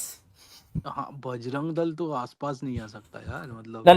ना प्रो मैक्स हमारे यहाँ तो अब आज तो वही है, और तो कोई है नहीं, तो हु माई टेक नेम करे, वही है। हाँ, आप सोचो हु ना, वी कॉल्ड। 17-18 साल के बच्चे ये सब कांड कर रहे हैं, मतलब। और ऊपर उसके पैरेलल अपना बाघा ज्योतिन चल रहा था, है ना, ज्योतिन्द्रनाथ, हम्म। उसका भी बहुत सारा कांड है उधर का भी। इधर भगत सिंह चल रहा था। नहीं तो मगर सॉरी, एक चीज ध्यान पे देना चाहिए, राइट, कि जब 17-18 साल के लोग कांड कर रहे हैं, उसके लिए उसके पीछे एक थोड़ा इंस्टीट्यूशनल सपोर्ट भी रहता है। सो फॉर एग्जाम्पल, राइट, एक एक एक जगह आप देखा देखा जाए तो अभी अब जहां पर हम पढ़ाई नहीं करते कि उस जमाने में सरकार का क्या हाथ था, ये पढ़ना भी जरूरी है, right. For example, right, I think Bengal में उस समय पे एक राइट हुआ था, and the British were basically turning the दूसरी तरह देख रहे थे, जहां पर मुसलमान इंस्पेक्टर्स और प्रोसिक्यूटर्स आके उन लोग सबको काट रहे थे।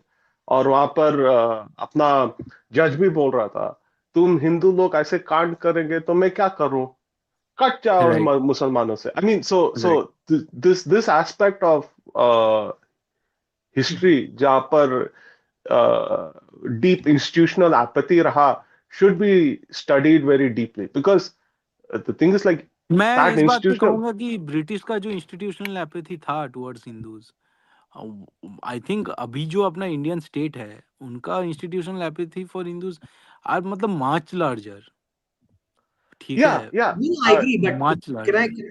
can I say one thing?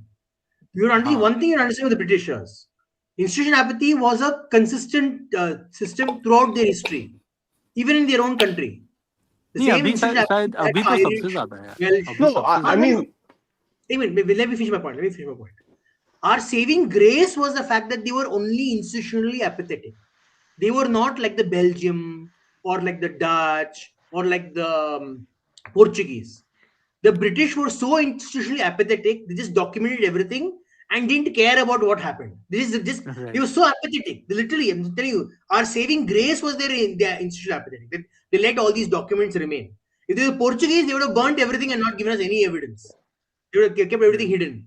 no, They had I think nothing to that do with the colonizers let's comparatively. not attribute goodwill to the British when I will they attribute had this. when they had sufficient amount of malice, right? So Of course they had. two things you need to understand about colonial British administration.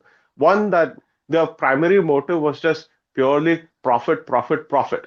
Yeah, देश से yeah, fine. जितना पैसा लूटना है लूटो, right? The second thing was like institutional apathy was basically a policy for them. Yeah, It that's was what I'm an saying. intentional policy. It was not unlike, say, the current Indian state, जहाँ पर institutional apathy is actually a result of Babudam culture, corruption, and just like shadshatru, trying to. Shadshatru, six But where did they enemies, learn it from? Where did they learn six it from? Enemies, milords, Macaulayism, Marxism, mullah, mufti, maulana, missionary and media, media the Sure, sure, sure. Literates. Let us give some let us give some All of credit them. even to our so-called Hindu politicians. Okay, they They're also self-serving. enjoyed या making या all the they are Ashraf, money No, which they is are the first. Practising Ashrafism ना. No, no, no. The first thing is they're just self-serving, right? उन लोग को क्या है? उनका माँ बेटा, माँ सॉरी, माँ बेटा बीवी, और छोकरी और अपना बंगला. This has been the apathetic act. This is basically self-serving attitude है. उन लोग को exactly. दूसरे से कुछ भाग लेना देना नहीं है, right? And this institutional apathy, you can, sure, the church, Marxism, वो सब भी है, but the primary factor is that मेरे को घर पे बंगला चाहिए, उसमें मुझे एक BMW 7 सीरीज चाहिए, Exactly. 4 BMW 7 सीरीज चाहिए, राइट? मेरे पास हर क्वार्टर मुझे 2 इंटरनेशनल वेकेशंस चाहिए, and this is what drives the institutional apathy, because everything else is secondary to the पहला Exactly. पैसा, पहला self interest. That is the first motivating thing for our institutional apathy here. But that brings me back to my previous point, right?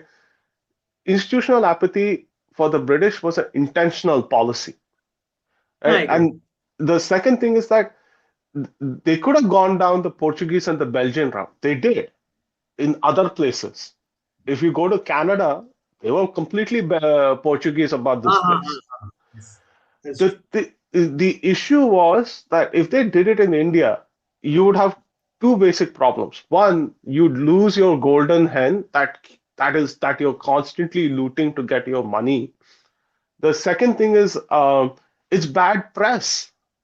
So they essentially outsourced it, and the outsourcing of their sort of, let's call it, Portuguese policy, of lack of a better term, manifested itself through institutional apathy. So एक मुस्लिम inspector उसको गुस्से में आ गया तो वो 4 हिंदुओं को कातिल कर देगा, the local crown prosecutor will not even acknowledge it. Exactly. Court पे हिंदू जज रहेगा, बट उसको और उसको लेजिटिमेसी, थोड़ा लेजिटिमेसी देके, क्योंकि वो एक डिसइनफ्रेंचाइज बंदा रहेगा, वो किसी ने तो उसके साथ कांड किया रहेगा 3-4 पीढ़ी पहले, सो उसका वो भड़ास, वो कातिल करते समय, जजमेंट देते समय वो भड़ास निकालता था.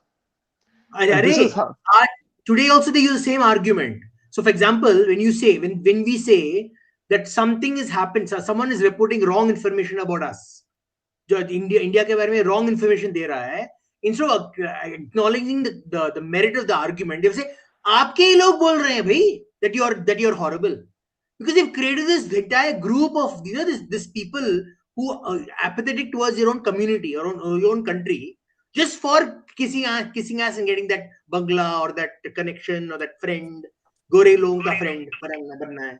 And Islam Still is going on. very clear It's still about going these on. kind of munafiq people. yeah, I Islam mean, knows Still how going. to handle those. no, everybody else is taking advantage of it, right? Whether it's Islam, whether it's Marxist, whether it's Exactly. No, church. I'm saying the people in the Islamic fold who get the craving to criticize Islam. Islam knows how to deal with them. Hindus don't know it. Matlab, Hindus haven't yet No, I don't think developed so. a I think mechanism no, no, no, no. to basically I don't control agree. and I don't curb agree with them. this. I don't agree with this. In India, we are very clear because we have our borders, our conflict is very clearly defined. But if you go see in other places in the world, Islam also doesn't know. You don't understand. They also very confused because this is very well deployed against them. You think about it, right? The entire region in the Middle East is so unstable because of one group only. They've kept it unstable, but only one group is kept unstable, the Europeans. Why do you want to do? Why do you want? It's very easy for them to calm it down. It's just some military force, they can calm it down overnight. But no, they keep it unstable because then the other large groups in the world should not have benefit of that stability. The minute those places get stable, they try to destabilize it again. Have you noticed? Even now they destabilize. The minute a place gets stable, they destabilize it again. So Islam doesn't know. They think they know. They think they know the enemy, but they're non-stop getting destabilized because they for them they actually. So yeah, for me, I don't see the No, Islamic I think enemy in as being Islamic part of it. country, no one has the guts to criticize Islam from a Islamic That nation. is different. That's local. I'm saying It's in not a in different a now. grand In in a grand you strategy way, they see don't know people anything. like Stalin and They're these One by guys, morons. right? one by one by one. So Okay, go ahead. Stalin, In a for grand example, strategy right? method, Stalin they don't know or anything Akhilesh Yadav, for example, these guys have the guts to matlab, talk shit about Hinduism from because inside we let India. them. Because we let them. That's why Because Hindus we let them talk shit. That's the problem. That's what I'm एक saying थप्पड़ now. मारेंगे तो Islam they'll knows stop how to talking. criticize. Islam know how to curb or control these kind of people. Hindus No, no, don't. not Islam. It's individual people who are like that. In No, Hindus no, में no. एक भी बंदे के In pass galls नहीं है कि वो It's अपने a बिलीव clear के लिए parallel, dude. जाके It's a clear कुछ करेगा, parallel. I कुछ don't नहीं know. करेगा. There cannot be a Stalin, a Muslim Stalin, inside Saudi Arabia. It's not possible. अरे कि थे वहां से भाई, बोल दे कि अरे I अरे am going थे, to there eradicate were I am there were going to eradicate no, no. Islam. No one can say it from Saudi Arabia. यार. It's a आज plain नहीं thing. सकते, I but don't know why there you are were not people like agreeing this. to it. Yeah, no, no, I disagree with you. There were people like this in Muslim world at one point of time. Now अब तो चला गया है, but there were people like this at one point of time. In They got killed, bhai. There were नहीं, people they didn't like get this. killed. So you are saying there were people like this who said कि अरे we मैं are going to आराम से eradicate Islam from inside Saudi Arabia. Are you अरे claiming that? they make jokes of the prophet. Hold on, let me see. One second, No I'll give you the one. name. See, they all got killed, bhai. नहीं See, भाई, I, No they one I, can see, say I from inside Saudi Arabia that I want to dismantle Islam. see, No one has the. Biljita has a point, right? Like, sure, the Saudis might say, might crack jokes amongst each other about the prophet, but they don't let any outgroup do that, हाँ, that is that. They're not disagreeing with that. right? But And They I'll are give so, not you going so to an let. example. they're not The going to let other an, point is, are the prophet. It basically he belongs to some community, right? मतलब वहां पे भी क्या बोलते हैं, कबीला होता है ना. So कबीला के हिसाब Hmm. से वो जोक मार सकते हैं. But they Like cannot the Baathis used to say do कि that, we man. are going to dismantle Egypt में Islam. the Baathis used to do that. क्या इजिप्ट में? Egypt, even Saddam Hussein was not a religious man. He was technically he was atheist as well. Did he तो ever ये लोग say कि I am going to सारे dismantle Islam? Islam is dengue. Did he say these kind of words? they don't need to say it. They just need to do it. Are वो करते it हैं. matters now how explicit these guys. Stalin is being explicit about it. He's being मतलब vocally explicit about what he is talking. कि this is We are dengue trying to malaria, leave Sanatana is purity in the dengue world. malaria. We have to dismantle Sanatan Dharma or Sanatana. He is very explicit in saying that. I am saying मतलब कौन सा मुस्लिम nation में कौन सा मुस्लिम है जिसका guts है कि बोलना कि I am going to dismantle आज नहीं, इस्लाम और this is I'm not dengue talking about malaria today. और ऑल दिस, कोई बोल ही नहीं I'm not सकता talking. भाई, मतलब we can not argue about this, is fact, इस पे तो आर्ग्यूमेंट नहीं हो I mean, सकता. he has a I'm point, not talking right? about Like today. Abhi, no, I'm no, not he, talking about today. Biljita has a point, right? The thing is like हम रास्ते में आके दंगा फसाद नहीं किया है. We didn't. I mean, not that I'm saying we should do that, but there is some value in demonstrating damage to the state that you cross a certain line, we will destroy you as a state. एक minute. So right. इसका नाम इस ये नाम ले, check this name. Abu al Mari.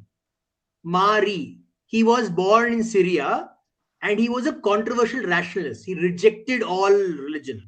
He rejected. He actually was literally. You look at it. Look at his comments, what some of was his the year and poems. What happened to him? He lived his life. He died peacefully which year? in his hometown. This is in 1057. I'm not अरे saying भाई now. I'm साहब. saying long time ago, when Islam was not like the way it was like right now. And he was a 1057 vegetarian. Syria, dude, come on. 1071, come on, dude. Yeah, I think you proved my point actually. My point is not about today. I'm not talking about today. Like I'm saying if it historically. No, we are Salman talking about today, Rushdie dude. lose We Salman are talking Rushdie about loses today. an eye. Salman Rushdie, despite being mildly Islamist, loses an eye. I mean, it shows the Now level of. Salman Rushdie is actually taking on Hindutva because this is the now the soft pillow, na? That I agree. I'm not disagreeing. I think you guys are you're talking past each other. My point This is different. fucker, this अरे फिर बोलो ना भाई कि एक आंख गया तो क्या, फिर तो मतलब फिर तो करेज और बढ़ना चाहिए तुम्हारा कि आजा मार ही दे, मैं तो और बोलूंगा. But this fucker he took on Hindutva now just to show कि I am so progressive and all this shit. मतलब I have much more respect for Taslima Nasreen in this regard. No, I She agree. has a Completely agree. very consistent point of view about all religions. She is like, and she is very vocal about the fact कि यार हिंदू धर्म का तो मैं कभी भी कुछ भी बोल सकती हूँ. She says this. I mean, She's there's a Korean British Christian content creator. वो साला टिकटॉक या इंस्टाग्राम पे जाके अपने गर्दन पे ही hangs pork meat, basically bacon, right, and then right, he right, right. गाली देते रहता है वो. हाँ उसके वो तो पास भी बहुत यूके हिम्मत का है है. ना, वो यूके का है. यूके में पूरा चैनल के में जाके बोला था ये सब. हाँ, exactly. But चैनल कुछ देर के लिए.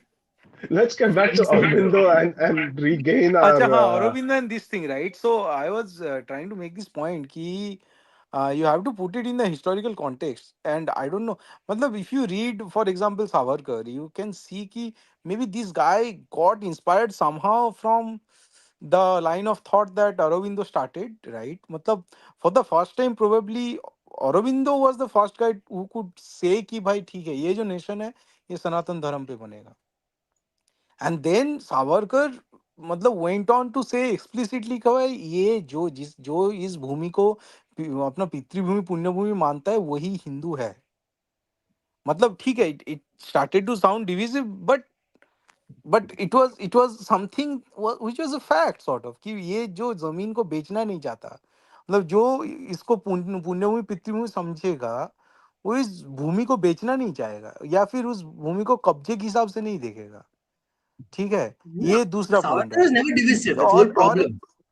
हाँ हाँ, और एक मिनट, और एक पॉइंट मैं बोलना चाहता था. हाँ, थर्ड पॉइंट ये था कि अच्छा मैं आई थिंक ये पहले मेंशन कर चुका हूँ कि हिंदू का और एक डेफिनेशन मुझे पता चला एंड आई आई थॉट कि it is very relevant at least in modern context. आज जब हम लोग ठीक है, इंडिया है एक सेकुलर कंट्री है जहाँ बहुत सारे हिंदू रहते हैं, but let's say we want to expand, ठीक है, and we want to expand our religion और व्हाट एवर आवर धर्म. यहाँ पे आई थिंक जो जिस तरह से जब बोलते हैं ना कि सिंधु से हिंदू आया तो हिंदू का मतलब यही है कि जो सिंध के इस पार रहते हैं। ये कुछ हद तक अपना सावरकर ने भी ये यूज किया है to show the historical continuum of Hinduism. But हमें थोड़ा अगर इसके पार जाना है ना, कि हिंदू को एक ग्लोबल कॉन्टेक्स्ट में रखना, ना कि एक जियोग्राफिकल कॉन्टेक्स्ट में रखना, तो वहाँ पे हीनम दुष्यति हीनानी दुष्यति थी हिंदू, ये मेरु तंत्रम का एक मिला है मुझे। And I would like to popularize this definition of Hinduism कि हिनानी गुनानी दुष्यति थी हिंदू, जो हिण गुण को जो दुष्यति मतलब जो who abhors the lowliness the हीण गुना, ही इज द हिंदू। मुझे ये बहुत अच्छा डेफिनेशन लगता है, क्योंकि इसमें गुण की बात है, तो जो हिंदुइज्म का जो एसेंस है कि ठीक है, सत्व और रजस को तुम प्रमोट करो, हिंद गुण को नाश करो, इस तरह से it gives a it it talks about morality without necessarily attributing to anything heavenly और गॉडली। जो मॉडर्न कॉन्टेक्स्ट में ये थोड़ा स्पिरिचुअल भी है, लोगों को ये ज्यादा अपीलिंग भी लग सकता है, जो जेनजी या जो भी और बोलते हैं इनके it, वास्ते। it also does not cast judgment. Yes. I mean, our current cultural zeitgeist में सब जजमेंट के हिसाब से ये होता है। राइट। तू और इसमें अगर तू कोई मार्क्स का एक्सक्लूसिविज्म बात है। नहीं मान तू मार्क्स का बात नहीं मानता है तो तू असुर है।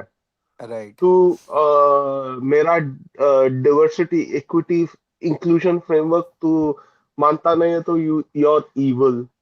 Right. No, so I don't so agree. Basically जो I हिंड गुना prefer है that. ना, it basically exclusivist, it is an exclusivist philosophy और definition, but it excludes those who apparently believe in Hind now you obviously have to define what is Hind, वो तो एक अलग डिस्कशन चला जाता है, बट मतलब एब इनिशियो जो पोजीशन ये डेफिनेशन दे रहा है, इट इज वेरी गुड। ठीक है। और इसमें वो स्प्लिट भी नहीं है, सो टू से जो स्किज्म होता है, राइट, कि अब्राहमिज्म के बुक से जो स्किज्म आता है, हिस्टोरिकल डिस्कन, ये हिस्ट्री का सहारा भी नहीं ले रहा है। This is a definition which can be applied at each point in here and now in historical continuum, right? So इसलिए I मुझे think I prefer we do the Japanese way. This is our way. If you don't like it, fuck off. I prefer that. नहीं कौन सा हुए, but what is the definition? Japanese way. The Japanese way. This is what we define as our dharma. You go fuck off if you don't like it. नहीं चाहिए नहीं तो get the that's hell out. this is how, मतलब क्या? No, no. Okay, Anand is trying to say is that Japan has created institutions. Japan has created a set of rules, rituals, frameworks. So if you're going to follow these, it is Japanese, or else we will not recognize those as Japanese things. Exactly. It, That's it, my it, point. it's done through soft power. It's done Right, through right, right. institutions. It's done through But the point governments. is, हाँ, the point here is कि वो तो बाद में बनेगा ना।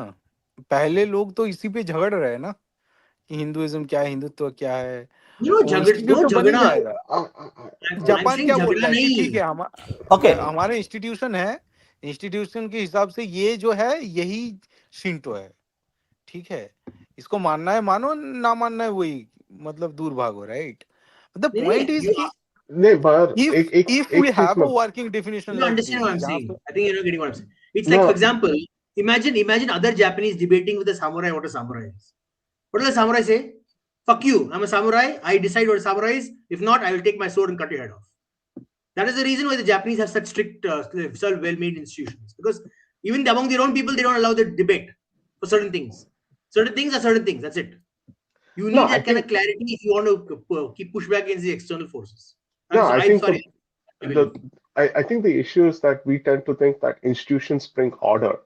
That's not true, right? Japanese institutions did not come out of a vacuum, right? हमारे इसमें, and the other thing is, make Vijita, you weren't there, but basically what I said is that you need to ruthlessly defend your principles, right? Exactly. और हर एक जगह का एक पद्धत होता है, एक एक संस्कार रहता है. You have to defend that.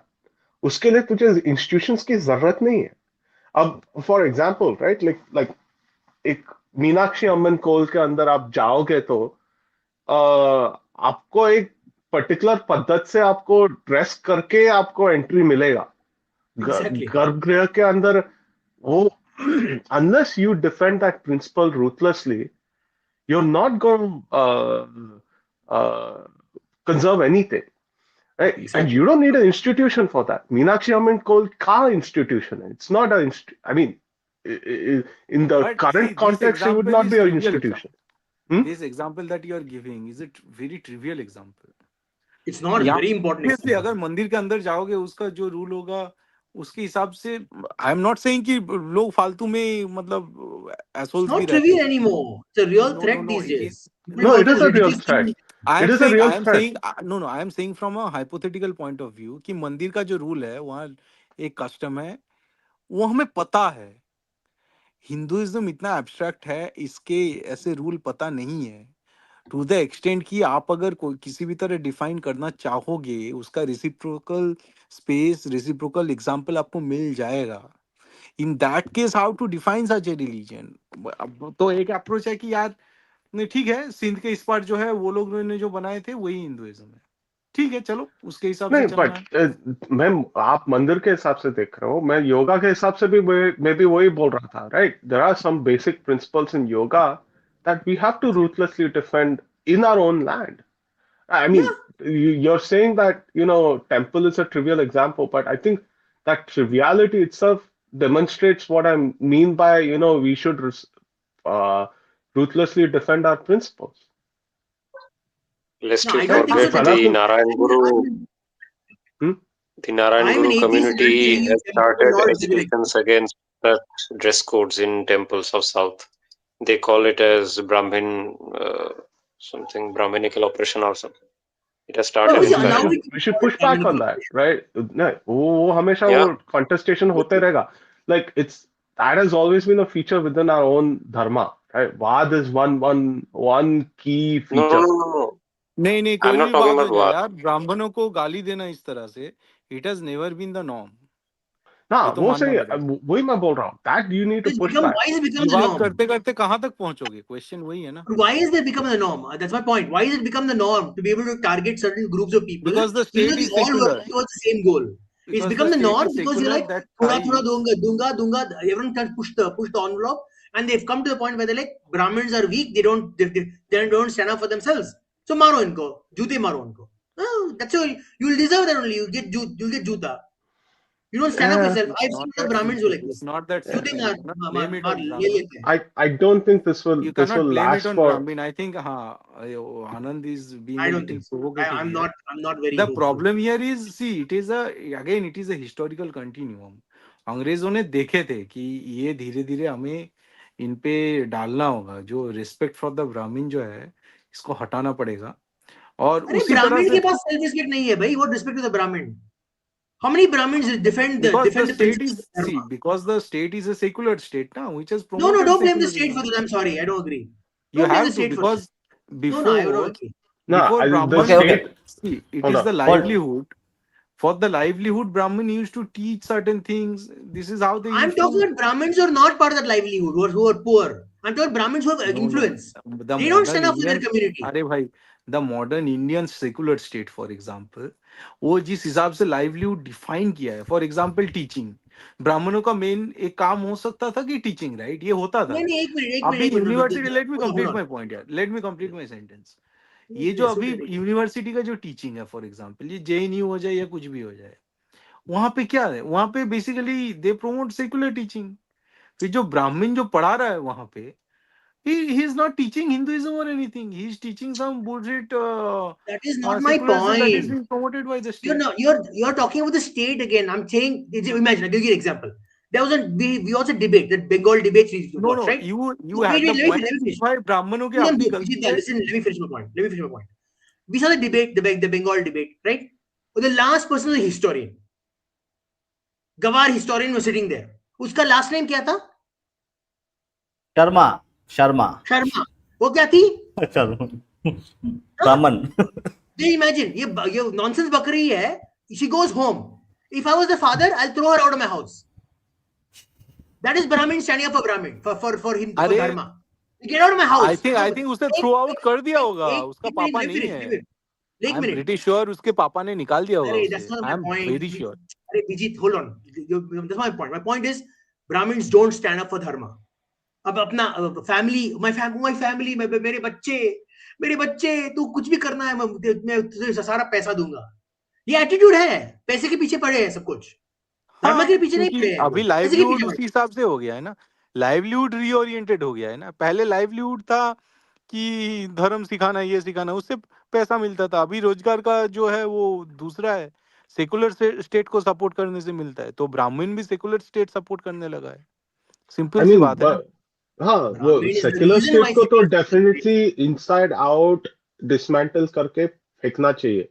there were three It has outlived its utility. I think it there were needs to three go. Brahmins who wrote the constitution along with Ambedkar. Three Brahmins.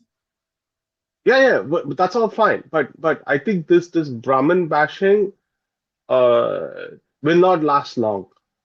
It I will don't not agree. last long. It I will get No, I, worse and I worse. I disagree. It is going to last long until unless something big happens. This is I what this no. secular state is. Hold on. The reason why I say this is because the thing is, this is where the North is going to save the South again. Because if Mayawati out there is trying to seek Brahmin, she's trying Brahmin vote, and she's trying to elevate them back again. This will reset a lot of Hindutva politics in a lot of different ways. This अच्छा, इसमें Brahmin मेरा bashing is opinion not बता going दो. to last long. This See, Brahmin bashing is not going to last long. अभी अभी 5-6 साल में भी ब्राह्मण भोजन चालू हो जाएगा, गारंटीड. ये यूपी से आने वाला है. I don't think so. see, you are being very optimistic, but you have to, when you are talking about social science, you have to understand the social theories. So here is the theory. Social कोई theory इन सब छोड़ दे. अरे let me It's let me tell simple. you the theory ना. अरे If let me tell it's you. very simple No, politics. There's a no, no, no, vacuum. no. It's There's a I am telling you vacuum. the exact politics here. अरे I am telling you one the by one, exact one by one. politics. So politics here, आप अगर देखोगे India में या फिर कोई भी democracy में, ठीक है, व्हाट आर द पॉलिसीज जिसको बढ़ावा मिलता है आगे जाने का. सो there are a lot of, let's say, narratives and politics and all these things. All those narratives which lie at the intersection of the narrative of all political parties. मतलब something some converging point जहाँ पे सारे political party converge करता है, उसको बढ़ावा मिलता है. ये हिस्टोरिकली बार बार हुआ है. ठीक है, सेकुलरिज्म जैसे हो गया. सेकुलरिज्म को सिर्फ कांग्रेस ने बढ़ावा नहीं दिया था. उस टाइम पे जितने भी जनता पार्टी दल हो गया, कम्युनिज्म हो गया, वो सबका एक कन्वर्जिंग पॉइंट सेकुलरिज्म था. इसलिए सेकुलरिज्म आया इंडिया में. उसके बाद रिजर्वेशन हो गया. उसके बाद काफी सारे जो पॉइंट्स हैं उसमें कॉन्वर्जेंस आता है, वही चीज आगे बढ़ता है. Right now the only thing in which all the parties are converging is Brahmin bashing. So rest assured it is only going to increase. और ये एक पॉलिटिकल नैरेटिव बन गया है, ठीक है. इस पे कोई कोई दोहराई नहीं है. ये आगे बढ़ेगा और Nah, I ये think you and I fundamentally disagree on this. मैं क्या बोल रहा हूँ कि थोड़ा पीक आ गया है. अभी क्या है कि political What? upstarts are starting to see the vacuum. Arey, It will what are take. you saying? Peak What are you नहीं saying? है, इसको पीक Look नहीं कहते, इसे look at our acceptance favorite, कहते हैं. our best example एक्सेप्टेंस आ गया of है. no, आप अपने RSS की संचालक देखो. Instead of saying that we have to correct historical wrongs for the short period of time when we can actually documented evidence है. He's like, हाँ, millennia से हम what target कर रहे हैं. Like he can't stand up for his own community. थोड़ा इतना भी नहीं करना है, थोड़ा करना है भाई. Don't have so much hate, intercaste hate. Let us all work together. नहीं, repeat every time you have a chance to speak, say कितना historical wrong हम किया है, हमने historical wrong किया है. आप क्या कर रहे हैं? आप you're telling your narrative, you're telling the westerners narrative. ये नहीं कर और सकते. एक और क्या करे, Yeah, कौन करेगा? but the Sang's blindness towards this, the BJP's blindness towards this, has definitely created a political vacuum in the North. That needs to be acknowledged. Forget This is about what I political mean by vacuum. this. No, they have not suppressed the Brahmin community in the North. They've been politically disenfranchised. We saw a portion of that in Lok Sabha 2024. And there are players who are starting to basically observe this. There is a No, no, political I'm not about vacuum, political. I'm not and about talk it's about just political natural. disenfranchisement. No, and it's just natural rules of politics that if there's a vacuum, there will be upstarts who will exploit it. वो अभी No, no, चालू हो रहा है. I'm not about SP, political vacuum. no. Hold on. Let me finish. SP made inroads in Lok Sabha 2024. Then they went back to their old bad habits. That's a different thing. Now, Mayawati is trying to make inroads into the Brahmin community with an eye for 2027. If she wins, this will fundamentally reset BJP's style of Hindutva politics. It will No, force my them to reconcile what their tactics has been. It will force the Sangh to also reconcile. I am not talking होएगा. about tactics. I'm not talking about No, tactics. no, I'm, no. talking, I'm not. But I'm not it is no, it will let me have. clarify what I'm saying. I'm not saying about pot. I'm saying let's assume the Sangh's idea of unifying Hindus is a very important thing, and I agree with it. Right? You cannot unify Hindus if you take the group, the large group you try to unify, and take one group and make them the whipping boy, which is what they're doing right now. Yeah. Because they've been वो- accused of being a Brahminical group for so long. They're like, we'll take this group and we'll whip them. No. So everyone is we're ये not संघ Brahminical. का ये self flagellation है. It's not they're not whipping, they're self-flagellating themselves. वो उसका भी उन लोग No, they're consequences keeping संग themselves above भुगता the है. fray. They're keeping themselves above the fray. They are targeting other communities. So they say we are the Sangh, we are enlightened people. There are other group of people who are these Brahmins who are not part of the Sangh who are like this, and they're Nava, victimizing you. That's what Nava, it do you sounds think like. Karyakartas believe anything the Sarsanchalak has to say? I mean, we spoke about this earlier. There's a disconnect Yes, between yes, Karyakarta and there you go. yes. No, okay. Well, So to not be possible. okay, I have spoken to like I speak to few people who are part of the Sun, and the ground level karyakartas and their thought process and the way the leadership speaks, there is a bit of a large disconnect the way it is being done. So that see, because people are not connected with, they don't know, they don't speak with them. I speak with them, few other people at least. So it is not a monolith. Okay, whatever is being said by the Sasan Chalak or the other people, okay, it doesn't mean necessarily that okay everybody in the Sangh is doing the same line. No, that is not the case. There exists a large number of opinion which is against what is, or they do not, is not against, do not agree whatever such Chalak says. People don't agree with that same thought process. They have a different thought process. It is not a monolith. Yes, No, but Shastri. that whether they agree or not is besides the point. My point is whatever he says in public domain is used against everyone in the community, not just. Remember, very important.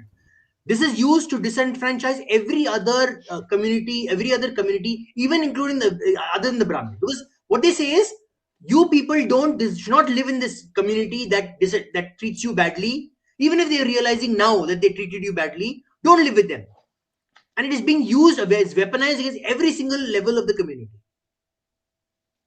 It's being used, and that he doesn't realize. He may be thinking he's doing a very woke, very the performative thing, but he's causing every single level of the community all over the world to have be a target for this kind of hate wherever they live.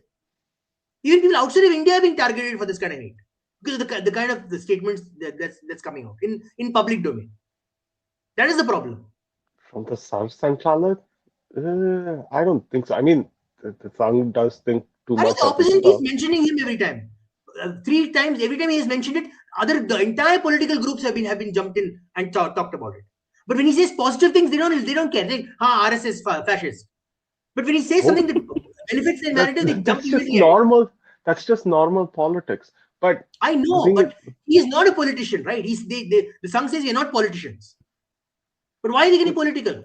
Why are they it's giving politicians the fuel to do this shit? this is That's my all point. rhetorical questions that has no meaning, no bearing.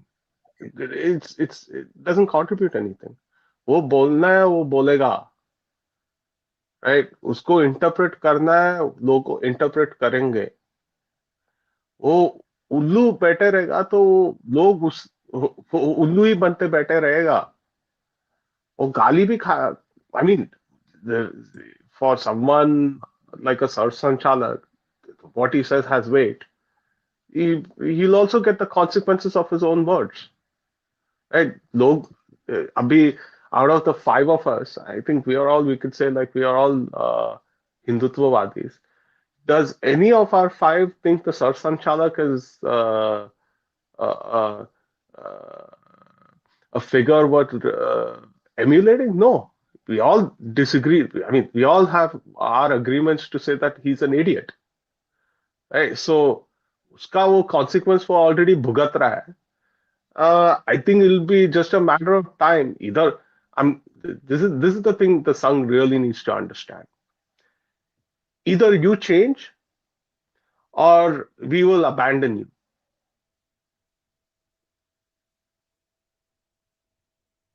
Yeah. Okay, Shasi. One more thing, a very important part. Correct. So people think that the Sangh is a kind of a top-down approach, a top-down organization. Actually, it is not. Sangh is a bottom-up organization. So, and like, they have changed their stance on many things over the time, over the decades. So it is not a static. Okay, the way the Sangh thinks right now will not be the same after 10 years or 20 years. Okay, it will change their public policy, the way they see things, the way they see problems are there, the way the solutions are. They actually come from the lower and the bottom people who do the hard work. Correct. So the policy is not dictated in that way. Okay, it is thrust upon people. So the one part is very important, is that the only unit of Sangh is Shakha. Okay. And in practice, in administration, the way it is functions, every Sakha is independent of Sangh itself. So a Sakha can say, okay, I am going to teach the people who come to Sakha the so correct, let's say sword fighting, and they're free to do so. Nobody will come and say, okay, no, you only have to use latki, not a weapon or a talwar. They can do it.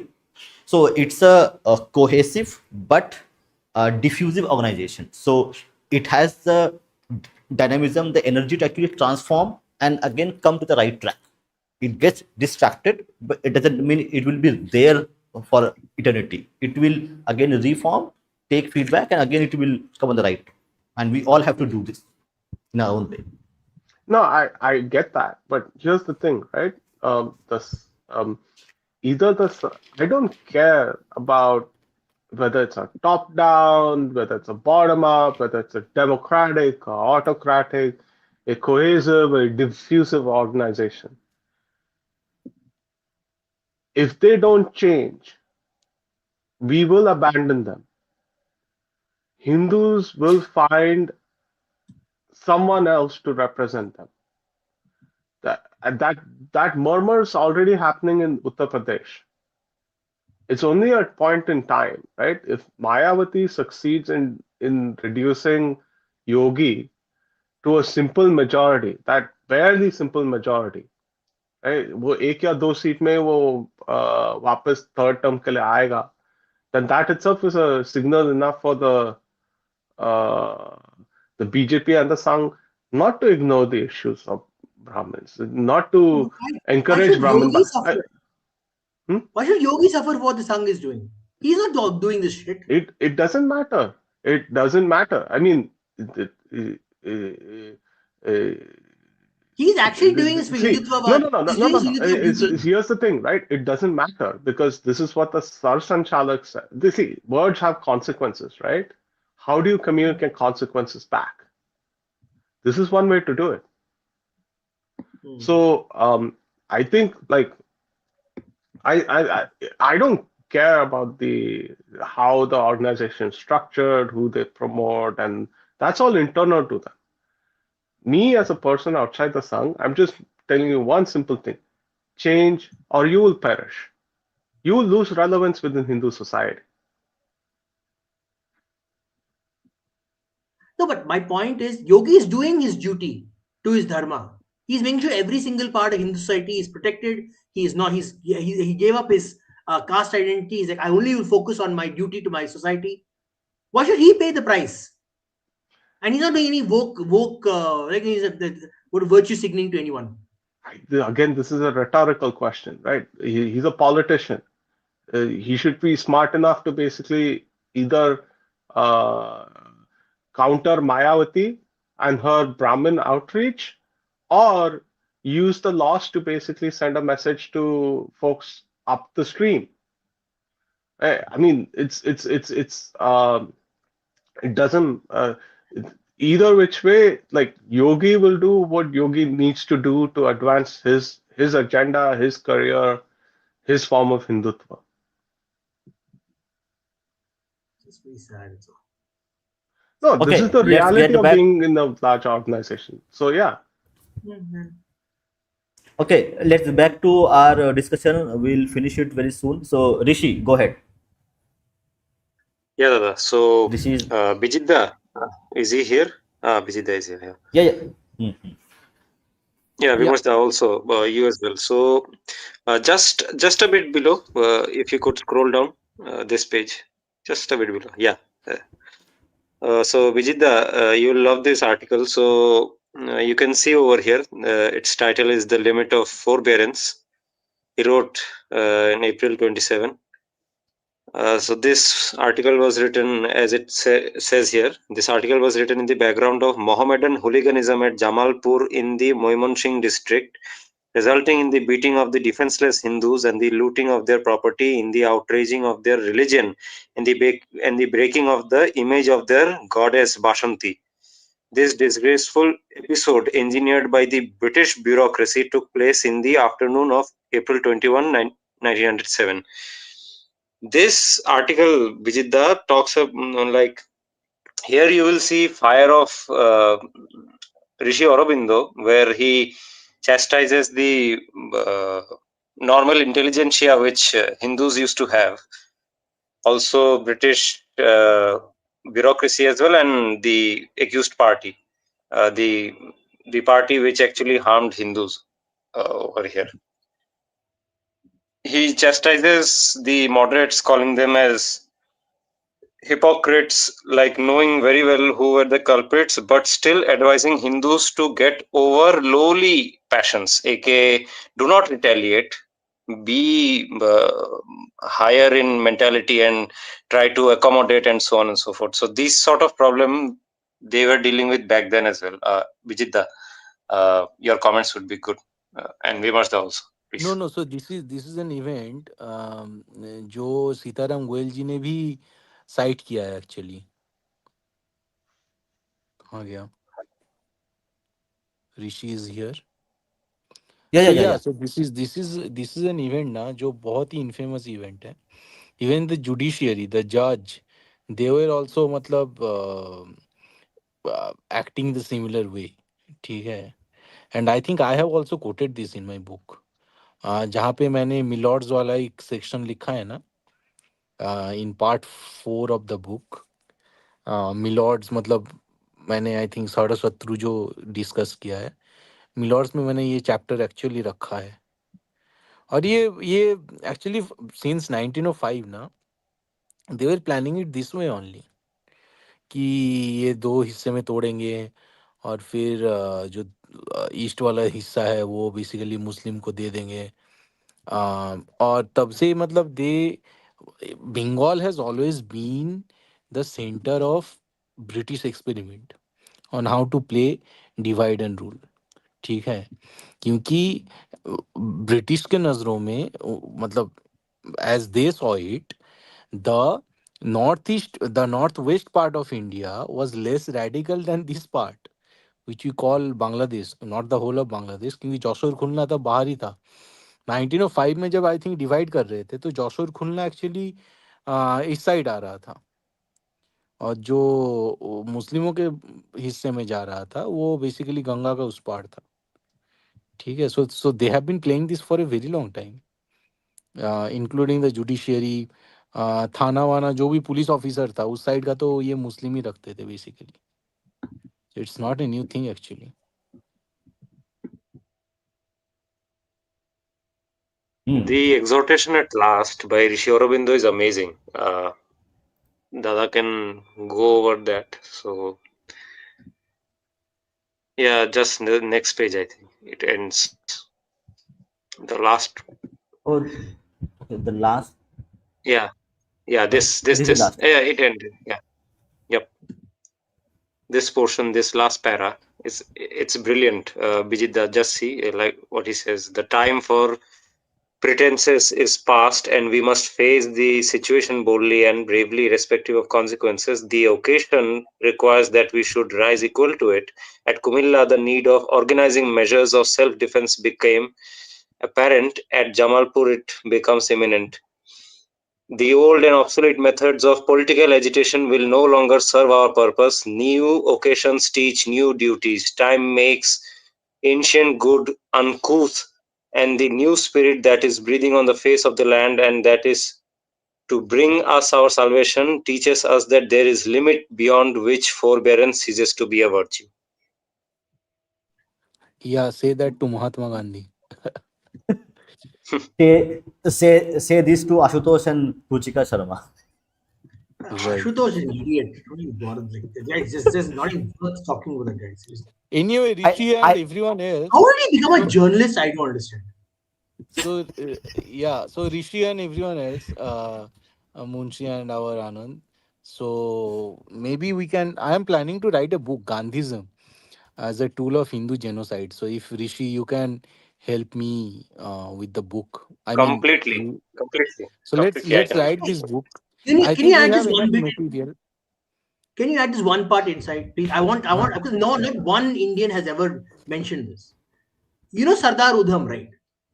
Sardar Udham Udham Singh. traveled Mhm. all the way to the UK to kill General O'Dwyer. Sorry, Right. Representative Dyer. O'Dwyer. Dwyer, Huh. O'Dwyer, Right. O'Dwyer. Right. Okay, that guy didn't even actually do it. That's it. Didn't actually go kill anyone. Mm-hmm. He was apathetic enough to cause it to happen because he Mm-hmm. supported Dyer. Okay, Right. Sardar Udham is not a terrorist apparently for him for Indians, right? But Godse, who killed a politician because he disagreed with his politics, okay, and he saw him similarly. Similarly, his apathy towards Hindus is a terrorist. And even the Sangh keeps rejecting Godse. So tell me, where is the consistency here? So is Sadaudam the same? Because he killed a person in cold blood for his political ideology? Actually, it would be a better. I would say like don't touch pre-independence Gandhi, Biljita. Touch post-independence Gandhi. I mean, No, no. I think because I have hold, enough record. let I me have finish. enough Let me record. finish. Let me finish. Right? क्योंकि क्या है कि there's a certain uh, right after Gandhi was shot, assassinated, right? The government of India went um, overboard Berserk. in promoting Gandhi and Gandhianism. That I think is a very understudied topic and is actually much more worthwhile than critiquing or going after his pre-independence stuff. Because उसके लिए audience both है, लोग both है, I mean, critique करने के लिए. But I think what happened after independence, after his assassination, is actually way more important. In my books, at least, is way more important than what happened Now, prior I to independence. see from the perspective of Hindu genocide. Now, the Gandhism before independence and after independence again has a historical continuity. The purpose is the same. First, the British governed Indian state used it, and then the Nehru governed Indian state used Gandhism. So the purpose, I mean, the objective was Hindu genocide. They played it in a very different way. That I agree. But जो pre independence Gandhi भी है ना, उसका जो writing है ना, बहुत ही खतरनाक और मतलब वो शायद रखना चाहिए हमें। तो ऑब्वियसली मतलब वो दिखाएंगे तो एक्चुअली उस बंदे का थोड़ा पता चलेगा कि what kind of guy this is. इसलिए ज़रूरी है। But I agree with you कि Gandhism as it is, as we perceive it in 2025, it was cunningly constructed post independence. I can या I agree to that. But yes Rishi, let's start writing this book यार, मतलब this is long pending. You add this thing, but this Completely. framing that hmm. I Well, one thing By the I'm way, kind of curious about is like here, this is Aurobindo, right? He's talking yeah. about. he's basically implying that शस्त्र उठाओ, जो हम राजनीति कर रहे हैं वो ठीक, वो चलेगा नहीं. I mean, it is insufficient. I wonder what the social political situation around that area at that time looked like. Because what I think is that what I have a connect suspicion of is that this is right before the partition of Bengal, and British divide and rule policy was at its peak. Right? So we can sort of get a sense of it because you see like Rabindranath Tagore just around the same time. Um, he's basically established a different Brahmo Samaj because the Brahmo Samaj he went to became too Christian, and the British were basically like giving political powers to all these various Samajas, right? So I wonder if there was something similar going on around in Kumila and Jamalpur where the British were basically picking all these tiny communities, giving them nominal political power, and basically like suppressing what would have been a agitation that would have overthrown them. In the article, in between, we have this line from Aurobindo himself, quote, "The adoption of this policy, aka looking away from Muslim hooliganism," what he says above, "the adoption of this policy synchronizes with the partition of Bengal." So it has happened already. Partition of Bengal has Okay. happened already, and this has been going on. No, Muslims is one thing, right? But I'm talking about Hindus themselves, right? This is a period when you had Arya Samaj, Brahmo Samaj, some kind of Neo Brahmo Samaj. All these Samajas was going on around that time. It would and uh, just like how the British basically made Sikhs into a separate religious entity by recognizing them as a religion and thereby also giving them political power. I wouldn't be surprised if they did something similar with the Hindu community. Because the partition of Bengal happened despite like deep opposition from Hindu Bengalis in that area. Right? So And it got repealed. And it got repealed as well. So on the Brahmo Samaj issue, I can talk a bit more. So basically, by 1870s only, Brahmo Samaj had gained a special identity. It was because of Keshav Chandra Sen and his co, who devised a plan and which came out as the Brahmo Samaj Marriage Act, which is still there in our present constitution as well. Over there, a Brahmo has to declare himself as, "I am neither a Muslim nor a Hindu or nor a Christian," so on and so forth. So by then also we see a split within Brahmo Samaj, the Adi Brahmo Samaj, or the older one, which was claiming itself to be part of Hinduism. That's the one which the Tagore family had in control. Devendranath Tagore was the leader of that. And the new one at that time was the part which was being governed by Keshav Sen and his co, which became the Navavidhan, or the new dispensation. After that, even that broke as well, and it splintered into another group called Sadharan Brahmo Samaj. And by then, you have three kinds of Brahmo Samaj. One trying to say that we are in the Hindu fold, but we are reformist. The second one calling itself universal, blending itself, and that is the one which gave us the Sarvadharma Vadapav, as you call, because Keshav Sen was expert in that. And the third one, Sadharan Brahmo Samaj, was completely reformist. It had nothing to do much with spiritualism at all.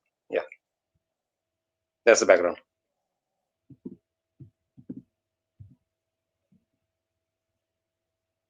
Okay, so I think we are end of our discussion today.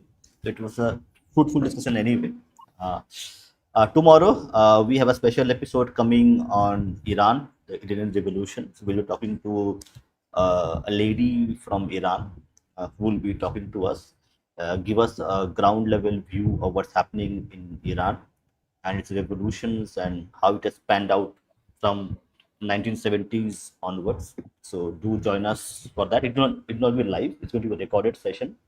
Tomorrow I'll upload it, and tomorrow 10:30 p.m. we have one more discussion on the challenges of Hindu society and how the Hindu organizations are looking at it, working on it. So we have two programs coming tomorrow, and probably if I get time, I will read one more book on Hindu genocides by a writer called Mrs. Dosidar.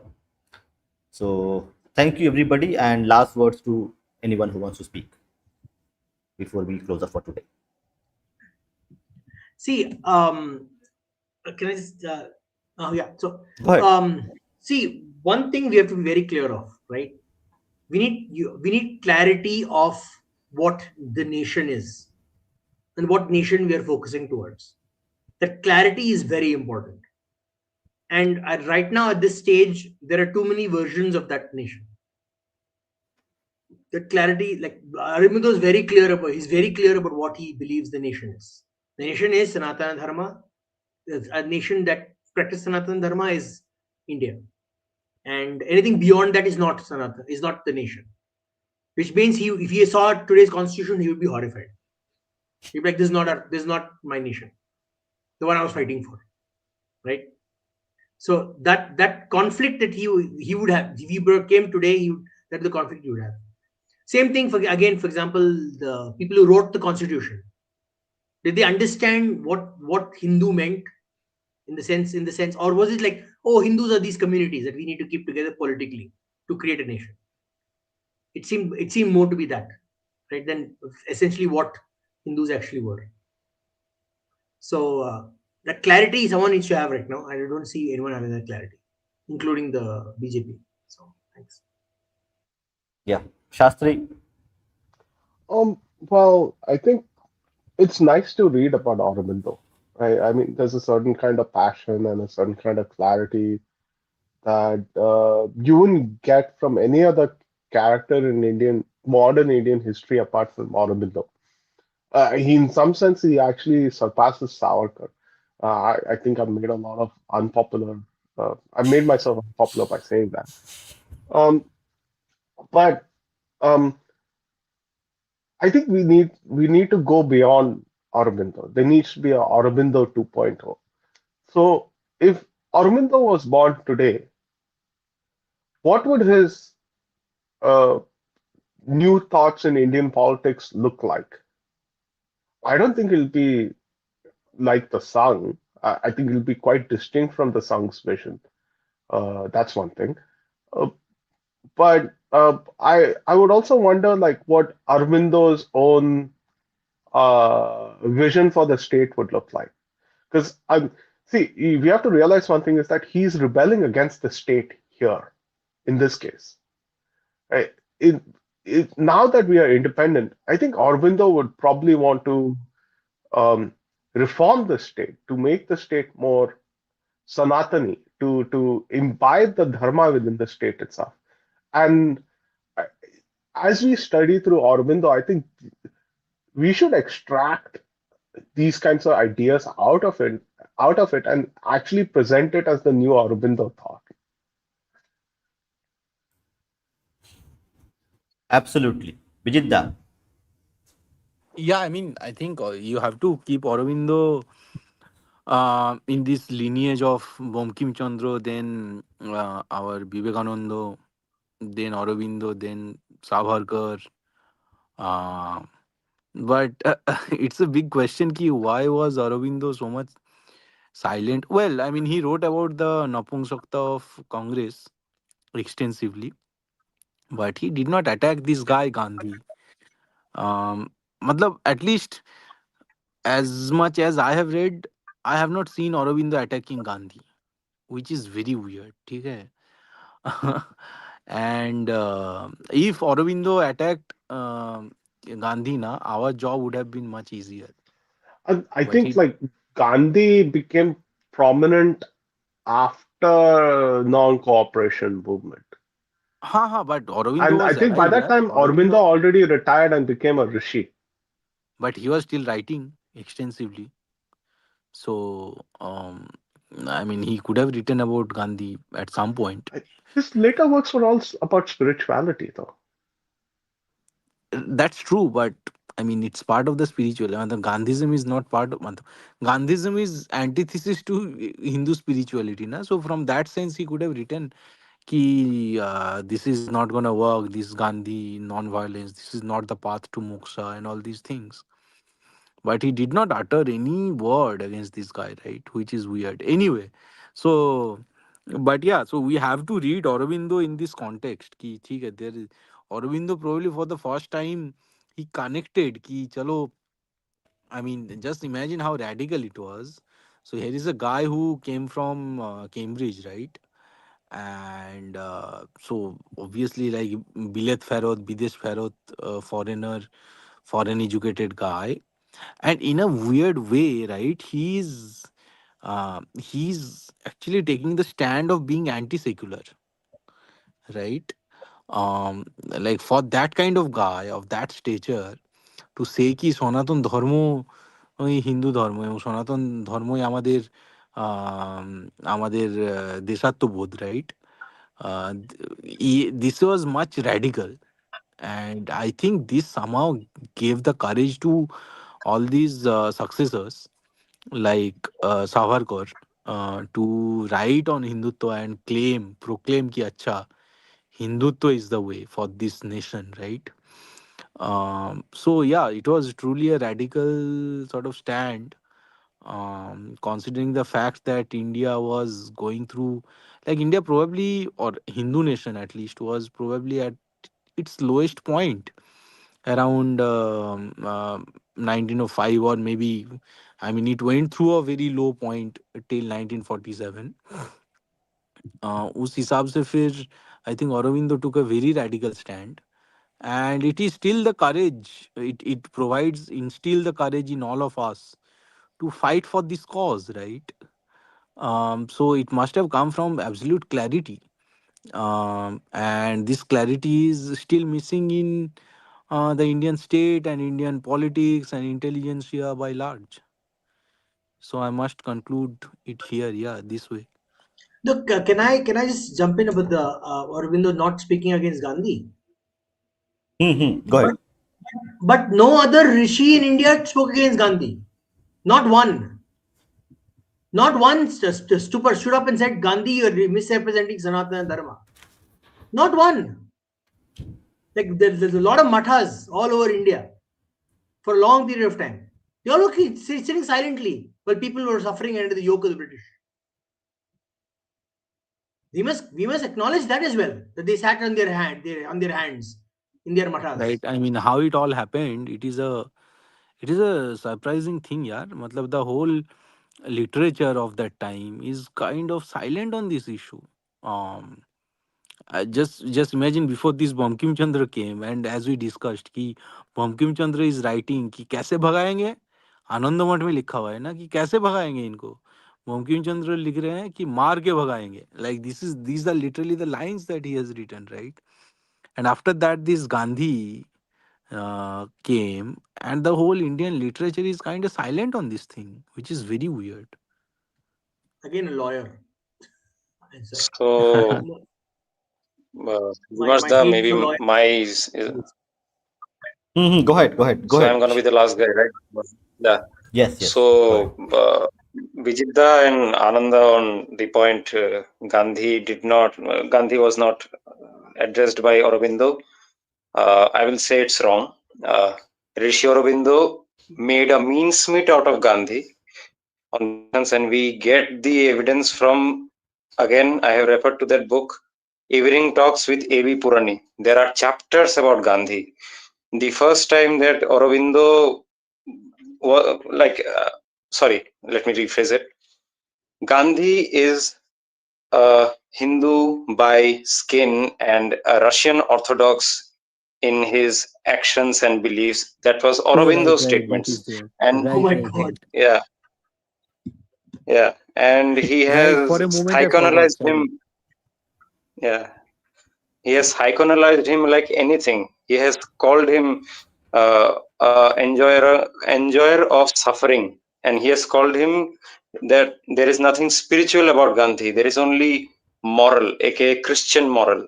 Everything is Christian moral about Gandhi, and he's a very moral person. That's the quotation you have, and many more he has done.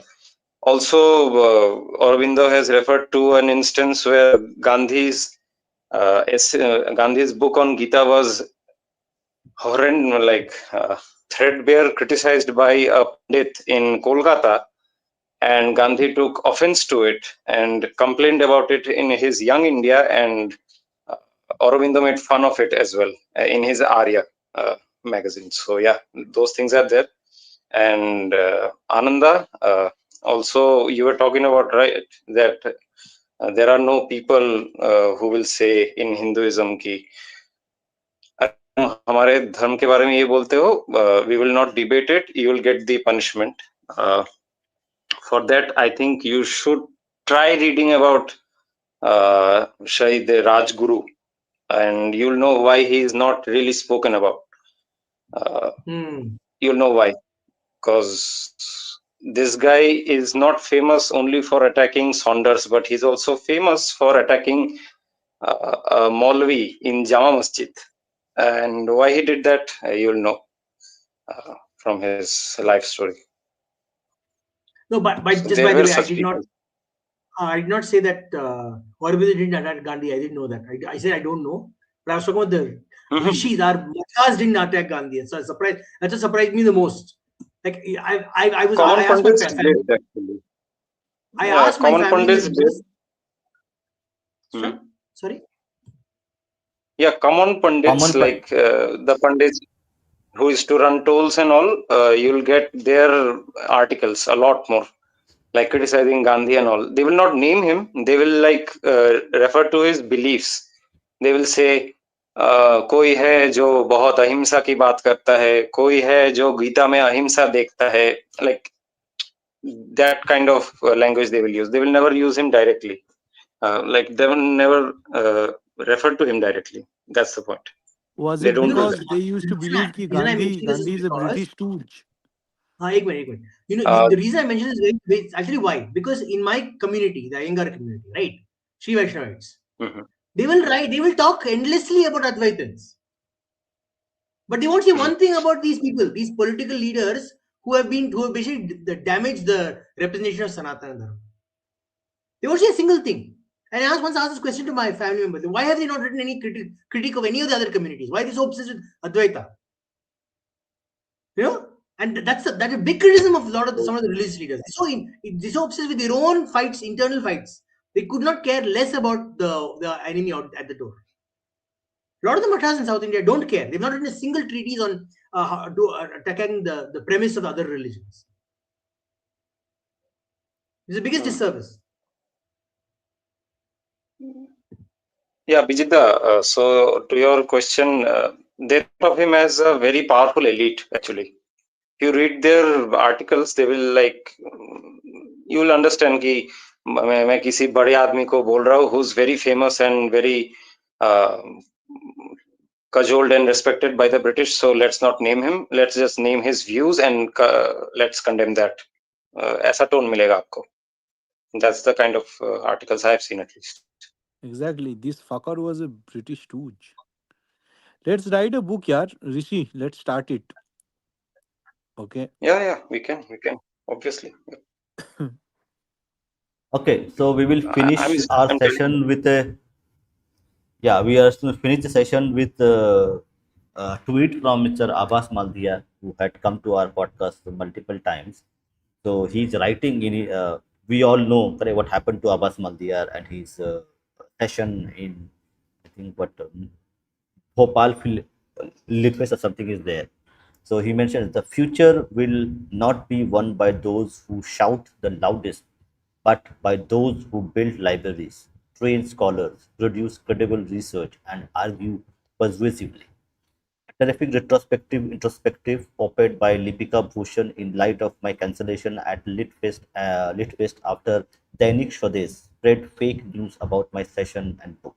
I hope Dr. Mohan Bhagwat, RSS organization, and Narendra Modi make a note of this as such irresponsible reporting by Swadesh has done nothing more than make Hindutva movement a laughing stock. And hold on. And this statement is coming from an author who wrote a book. The book's name is Modi Again, Why Modi is Right for India, an ex-communist manifesto. So this is a book written, this is an unknown, not a very well-known book by Mr. Abbas Maldiyar. Maybe his first book, I don't know. I have his book. So this is the book written by Mr. Abbas Maldiyar, where he gave his arguments. He was an ex-communist. He was communist. He became an ex-communist, and he was telling why Mr. Modi, our honorable PM, is right for India to make Bharat great again. But unfortunately, people lose their way, organizations lose their way, institutions lose their way.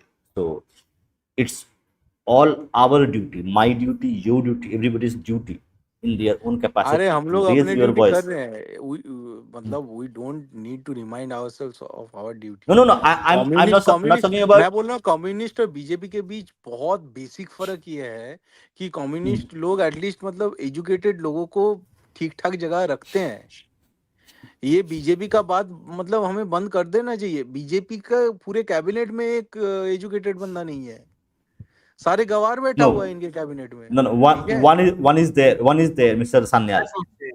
That's not fair. One is अरे there. Sanyal मतलब ठीक है वो adviser है I अरे हो निम्रा गया Sitharaman, what are you I talking don't about? think I that's a can support fair characterization of the BJP. उनका problem है, they have political problems, right? And this is not a problem from the party. This is like from outside the party apparatus. I think we are mixing the two things up.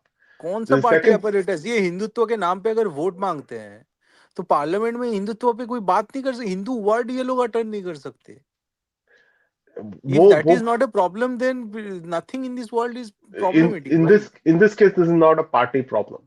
कौन party से कौन रुका रहा है अब्बास को वो बता दे अब्बास को कौन रुक रहा है आई मीन नहीं पार्टी ये जो क्या है कल्चर बना रहे वही रोक रहा है ना नहीं दिस इज द नहीं ये कल्चर ऑफ द पार्टी का party problem that they have promoted ना नहीं ये पार्टी का प्रॉब्लम नहीं है दिस इज गॉट पार्टी का समथिंग प्रॉब्लम है ये this is the governance of this party that has led to this कोई कम्युनिस्ट का कोई भी बंदा जितना भी स्टूडेंट हो कोई भी हो जितना भी मार कुटाई करे इतना स्टूपिडिटी नहीं करेगा कोई कम्युनिस्ट बंदा जो ये लोग ये बीजेपी के या जो भी है ये जो पूरा पार्टी तंत्र है ये करता है दिस इज द ये प्रॉब्लम ये ये क्या है एक these hold guys on don't have any मतलब बीजेपी जिस हिसाब से चलता है they don't believe in academic rigor यार they believe in zero यहाँ से जेएनयू वेन्यू से क्या क्या नैरेटिव निकल रहा है अभी तक कुछ रोका जेन्यूज भी आर नहीं गया डाइंग ना कोई प्रोफेसर नया निकाला गया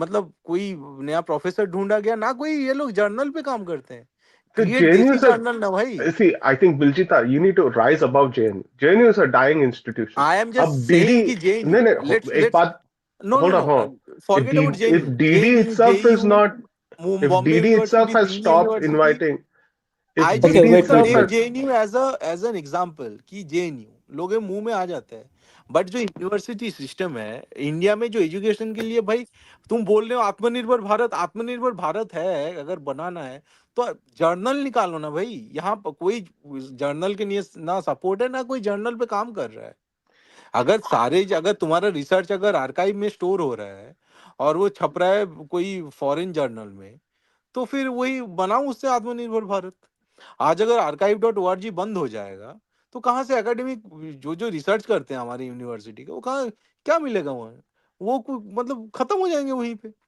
अगर archive.org बोल दिया कि भाई हम लोग शेयर नहीं करेंगे ठीक है इंडिया में हम लोग बंद रखेंगे तो इंडिया का खत्म हो जाएगा भाई रिसर्च वहीं पे I disagree तो fundamentally क्या है कि journal system सब you so should you go are beyond so that you are disagreeing on the fact कि अगर archive.org ने बंद कर दिया एक्सेस इंडिया में सो इंडिया में रिसर्च चल सकता है you are disagreeing on this fact नहीं वो पब्लिक जैसे कैसे रिसर्च करना है उन लोग कर लेंगे it's not a problem that's not a issue I think the thing is like हम बहुत चीज मिक्स कर रहे हैं and then we don't targetedly go after the BJP. The thing here is, again, you have to look at what Abbas is posting, right? He's basically talking about the Dainik Swadesh. The Yes. problem lies there. Right? This is not a party problem. This is a problem of the party ecosystem. दोनों में बहुत फर्क है. Party ecosystem में पागल हो गए, उसको पुलिस करना नहीं पुलिस करने को अब तक काबू में नहीं आया पार्टी में. वो that's a different issue. This is not an issue within the party discipline or party personal, basically like poking at Abbas. The issue with the ecosystem, उधर बहुत problems है, वो मानने के लिए तैयार हूं मैं. And it's very harsh to basically call the BJP a gawar party. They're pretty smart people up there. उनका क्या है कि they have their own constraints, and that's something. Constant कौन सा Yeah, कंस्टेंट? इतना बहुत सारा तो सारे. पावर ग्रैब करके बैठा हुआ है. देख तुझे there's governance constraints, there's institutional communal constraints, constant there's अगर also अगर so resource basically constraints. So you are But saying कि but जो कम्युनिस्ट पार्टी ऑफ इंडिया है या फिर जो जो मार्क्सिस्ट लोग हैं उनके कांस्टेंट नहीं है, फिर भी दे आर फ्लोरिशिंग यार इन यूनिवर्सिटी एकेडमिक स्ट्रक्चर. कहाँ flourish कर रहे हैं? भाई Which साहब, university is paying you good money these days? उनको भाई आई एम नॉट जर्नल टॉकिंग के लिए अबाउट भी मनी. पैसा दे, जर्नल यूनिवर्सिटी में जो पब्लिकेशन के प्रोफेसर लिए भी बैठा पैसा हुआ नहीं है मिलता है. वो पैसे के लिए काम नहीं कर रहा है. इफ देयर इज अ वो प्रोफेसर हु सड़ इज रहा देयर है. इन सड़ रहा है, वो लेकिन एक प्रोड्यूस तो कर रहा है ना. वो अगर साल में 3-4 मतलब जर्नल में 3-4 बड़े बड़े जर्नल में आर्टिकल छाप रहा है, वहां से बुक निकाल रहा है, तो वो सड़े सड़े जो काम कर रहे हैं यहाँ पैसे देके कौन कितना मचा रहा है इस ग्रुप वो में जो सड़ रहा हिंदुत्व है वाले वो. लोग. देख, the thing is like, एक मिनट you have to सड़ रहा है. realize one what you thing. Mean If by सड़ रहा today, है? So you are saying ne, कि ही इज नॉट if प्रोड्यूसिंग, he is producing zero research paper और जीरो थिंग. no, वो गार्बेज डिफाइन सड़ प्रोड्यूस रहा कर है. रहा है. वो गार्बेज प्रोड्यूस कर रहा है, वो सड़ रहा है, और भाई कोई भी कितने उसको में साइट चलेगा भी नहीं वो? कर रहा है. इवन वही टुडे, जो गार्बेज है like वो if कोर्ट में प्रोड्यूस किया जा रहा है. कोर्ट का नैरेटिव उससे डिक्टेट हो रहा है. आज जो अब ये जो अपर Can कास्ट I में जो just jump in for a second? Yeah. Can I बात ask ये है you? ना. Yeah, Anand. Can I ask Shastri a question? Can I ask Shastri a question? Shastri, tell me one piece of academic literature that the BJP has put forward or Sangh has put forward to counter Suraj Yengde. is it even necessary? It is very necessary. I'm sorry. This is where I I disagree. don't It's very think necessary. so. I mean, हाँ, if it is not necessary then I'm बंद कर sitting in दो the ना. West. फिर I'm sitting in फिर the BJP West. को कोई publish नहीं करना चाहिए कुछ भी. नहीं नहीं नहीं, मतलब I बंद am कर दो ना. sitting. ट्विटर ट्विटर बंद करो यार. इसमें क्या रखा है? मोहन Yeah, भगवत नहीं नहीं, RSS.org ये It's very Twitter account important. बंद करो ना. I they am don't sitting in the free up from West. Anything ना. I am sitting in the West, right? मेरे बाजू वाले यूनिवर्सिटी में सूरज येंगड़े आके गया था.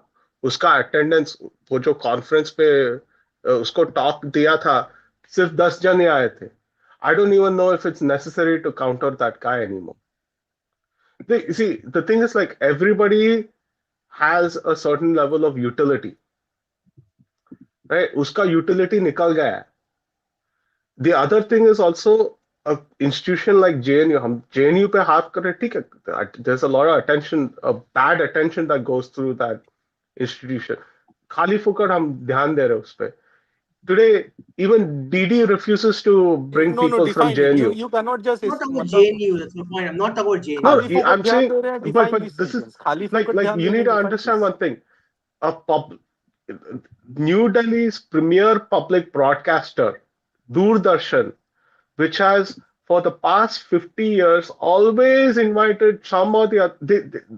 Their exclusive academic was always someone from JNU. पिछले 4 साल से बंद कर दिया है. All the prominent professors, like the good intellectuals, right? Like Raja Mohan, वो JNU में रहता था. वो JNU से वो फ्रस्ट्रेट होके वो NTU गया सिंगापुर. देन उसको कन्विंस करके वापस लेकर आया. Then they made him a JNU chair. फिर वो छोड़ के he is gone to now OP Jindal. No, wait, hold on. Let's assume JNU is not relevant. So what your argument is that BJP doesn't do any amount of social engineering. All they No, do no, is no, win no. elections. That's not my argument. I'm saying, Then like, what is yours? my see, My argument is BJP needs to do the basic governance thing. They have a good framework. Let that framework work. Let the intelligent people outshine all of that. It's happening already. To some extent, it's happening. ये I don't कौन understand this argument. No, I I don't mean, So understand this argument. give me one person who's countering and UGC. this global Hindutva propaganda. Tell me one person who's countering it. let's see. Who I know a couple actually that's working on Who? it. Um, there's obviously Rajiv Malhotra, but some of the best work is actually coming through a grant through the Oxford Hindu Studies Center, and that grant is actually coming from the Nehru Center in London. I see the So what specifically are they countering? My question is, what are they countering? What narrative about Hindutva are they countering? one is the I want. caste one.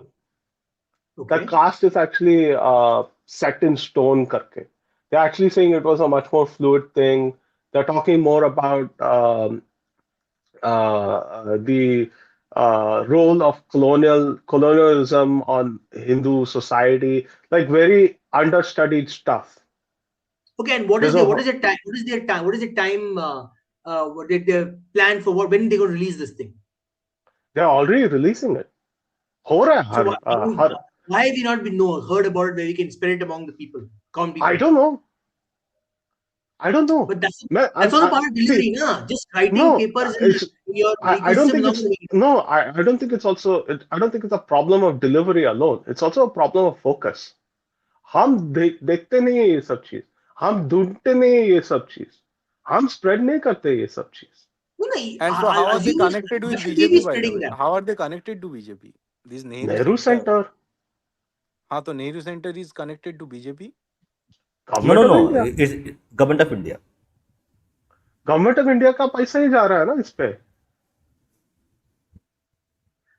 That the I other get that. day Or hold on take me. I'll give you one I'll Okay. give you a No, domestic I can example go I'll on. give you I a can domestic go on example and claim that this How cannot be.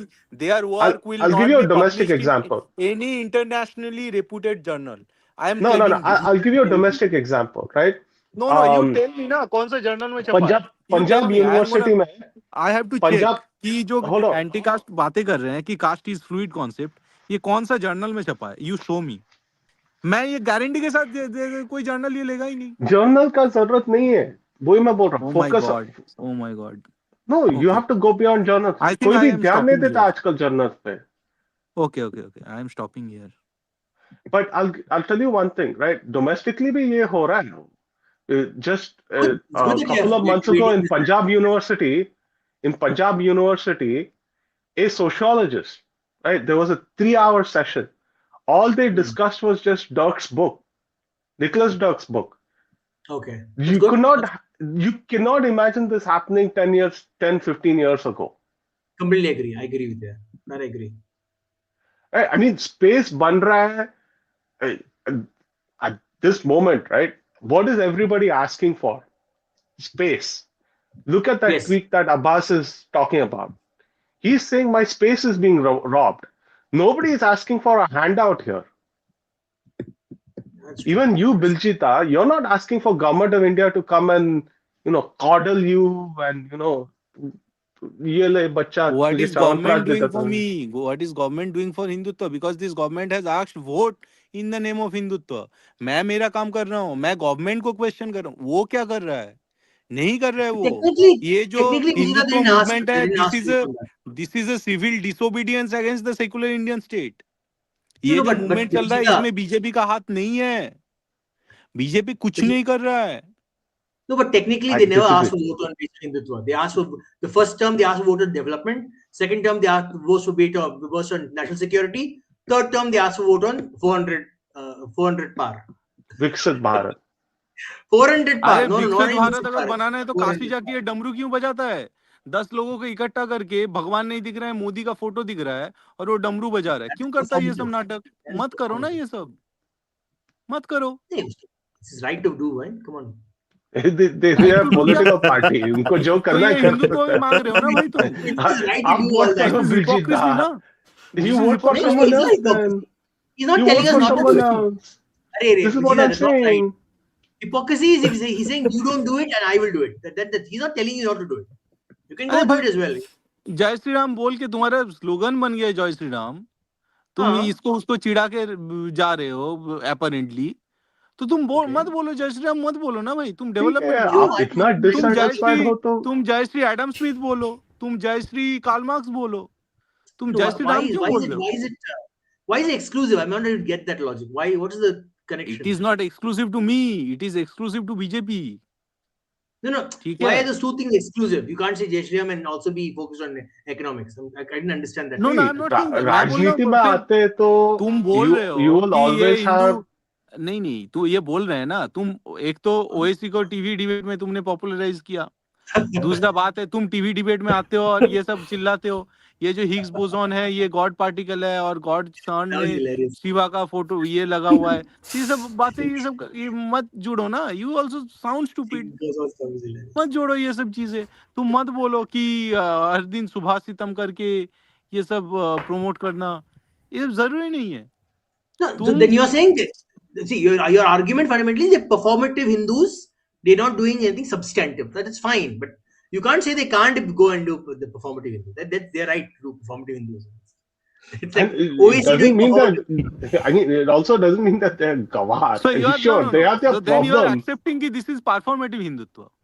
So I basically you are No, saying, I've always accepted right, it. हर एक का right है, performative ठीक है, रहता फिर है. Performative Hindutva है तो करो परफॉर्मेटिव And हिंदुत्व what करो. the specific thing that he's doing? He's going फिर praying and all. तुम That's औरबिंदो performative. औरबिंदो ये सब फिर हम लोग मतलब किसको कन्विंस कर रहे हैं? खुद को कन्विंस कर रहे हैं ना बेसिकली, ये बीजेपी के हाँ, लिए खुद को नहीं ही है कर ना. रहे हैं. एग्जैक्टली हो गया, I- वो वही करेंगे, BJP, परफॉर्मेटिव BJP, हिंदुत्व ने करने BJP दो, is never going to fight for Arbindo's form of बस Sanatan Dharma. बात खत्म हो गया. Let's be मतलब honest. I You're agree with not. This, No, but I agree here's with the this. thing.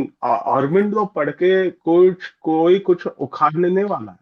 इतना क्लियरली मैं बता देता हूँ ओके तुम लोग को, okay, right? But the thing is, like, you have to understand his ideas and you have to propose something. हाँ तो तुझे वही हिंदू उखाड़, हिंदू वही राज्य उखाड़ना होता है. चाहिए.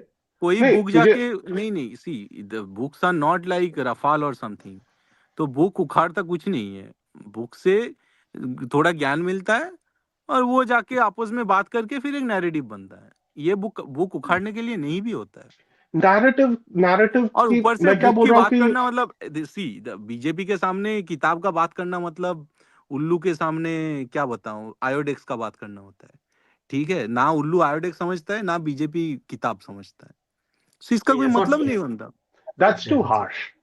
That That's is too hard. extremely What harsh. क्या भाई, That is to extremely harsh hard. and very, very extremely unfair.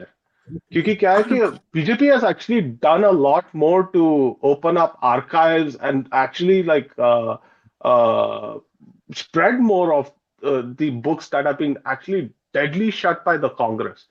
आज तो BJP का वेबसाइट पे जाके you can get all these books. They have a huge archive over there.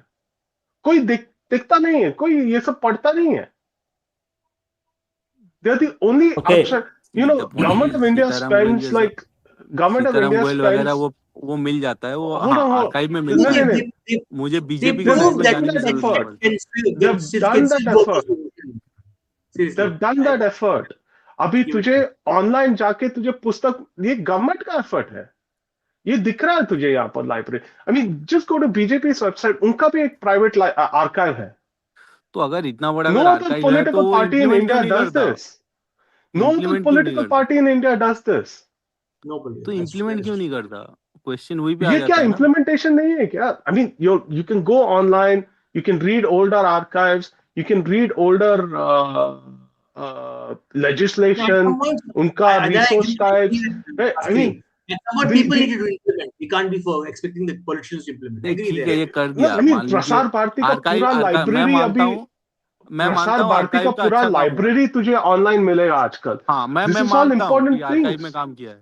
तेरा मतलब मैं बीजेपी का जादूनाथ वेबसाइट सरकार. नहीं देखता, but I look at the archive, अपना जो हिस्टोरिकल आर्काइव है वहां से मैं बुक कलेक्ट करता हूँ. So I agree Right, on but this. see, and अभी फ्रैंकली सेइंग आज आई डोंट नो कि इससे पहले आर्काइव का हाल क्या था, सो बहुत आई डोंट नो बेकार था. About. Absolutely shit. It was shit. Like I'm telling you, मैं थोड़ा एक अलग era से आ रहा हूँ, so I know how shitty it was, right? But आज लोग ट्विटर पे जादूनाथ सरकार करके उन लोग चीख रहे हैं, धर्मपाल नहीं, जदुनाथ धर्मपाल सरकार पहले धर्मपाल भी था। कर। Okay okay, no no no, I am from Bengali hold medium, so I on, no let this. Me finish, right. और धर्मपाल धर्मपाल करके चीख रहे। अबे बीजेपी का वेबसाइट में they have entire collection of Jadunath सरकार, entire collection of धर्मपाल, कोई पढ़ता नहीं है। See, Jadunath Sarkar is not a new thing. Jadunath Sarkar was there even in the hardcore communist era. Sarkar was never discredited for his work. ये हमें आज लग सकता No, है। no, Vijita, जदुनाथ सरकार was I'm telling always you. there. No, Abhi, Jadunath I have सरकार never अगर heard of Jagannath Sarkar to my अगर entire time Irfan in Habib India. लिख रहा है, इरफान हबीब ने भी जदुनाथ सरकार को कोट किया। सारे लोग जदुनाथ सरकार को कोट करते हैं, एल श्रीवास्तव को कोट करते हैं, रमेश चंद्र मजूमदार को कोट करते हैं। वो पहले भी होता था, आज भी होता है। मे बी No, but मतलब common see people are I am from quoting Jagannath academics, Sarkar now. I am no, from उसका एकेडमिक्स। बुक्स तुझे मिलता नहीं था। नहीं नहीं, ये बात सही नहीं है। मैं इसलिए बता रहा हूँ because I have got highest marks in state exam in 10th, ठीक है। और मैं वो लेता था, ये अपना कॉलेज वाले बुक्स थे, और कॉलेज वाले बुक था, उसमें रमेश चंद्र मजूमदार और Jadunath Sarkar they used to be as credible as they are now. उनको ऐसे बट डिस्क्रेडिट कोई नहीं करता था। You still didn't. That's the point कि ये जो जो कम्युनिस्ट फिलोसोफर या फिर कम्युनिस्ट ये हिस्टोरियन होते हैं, they don't discredit good work. वही मैं बोल रहा हूँ। No, they discredit good work. I don't They agree. do, they purge No, them no, all they the Ramesh time। चंद्र मजूमदार और they, जदुनाथ सरकार को they didn't discredit. because he saw Jagannath no Sarkar no as उनको they communist. Coat they किया जाता effectively था। purge them, they effectively purge C, them। so Jadunath let सरकार me, का जो मासिर आलमगिरी है, it has acted as a primary source for many of the Marxist historical work, ठीक है। see, Okay. तो but they purged him, they did Wait, purge wait, him। wait, wait, तुझे हाँ, पांच, हाँ, wait, रमेश wait, चंद्र wait. मजूमदार के खुद का जवान है कि मतलब ही हैज सेड हिमसेल्फ कि उनको किस तरह से नेहरू ने वही पर्ज किया था, ठीक है। So these our history, I can not deny those things. But मैं ये बोल रहा हूँ कि उनका एक सेंस ऑफ वो है कि कौन सा एकेडमिकली रिगरस वर्क है, किसको कैसे ट्रीट करना होगा, दे नो इट।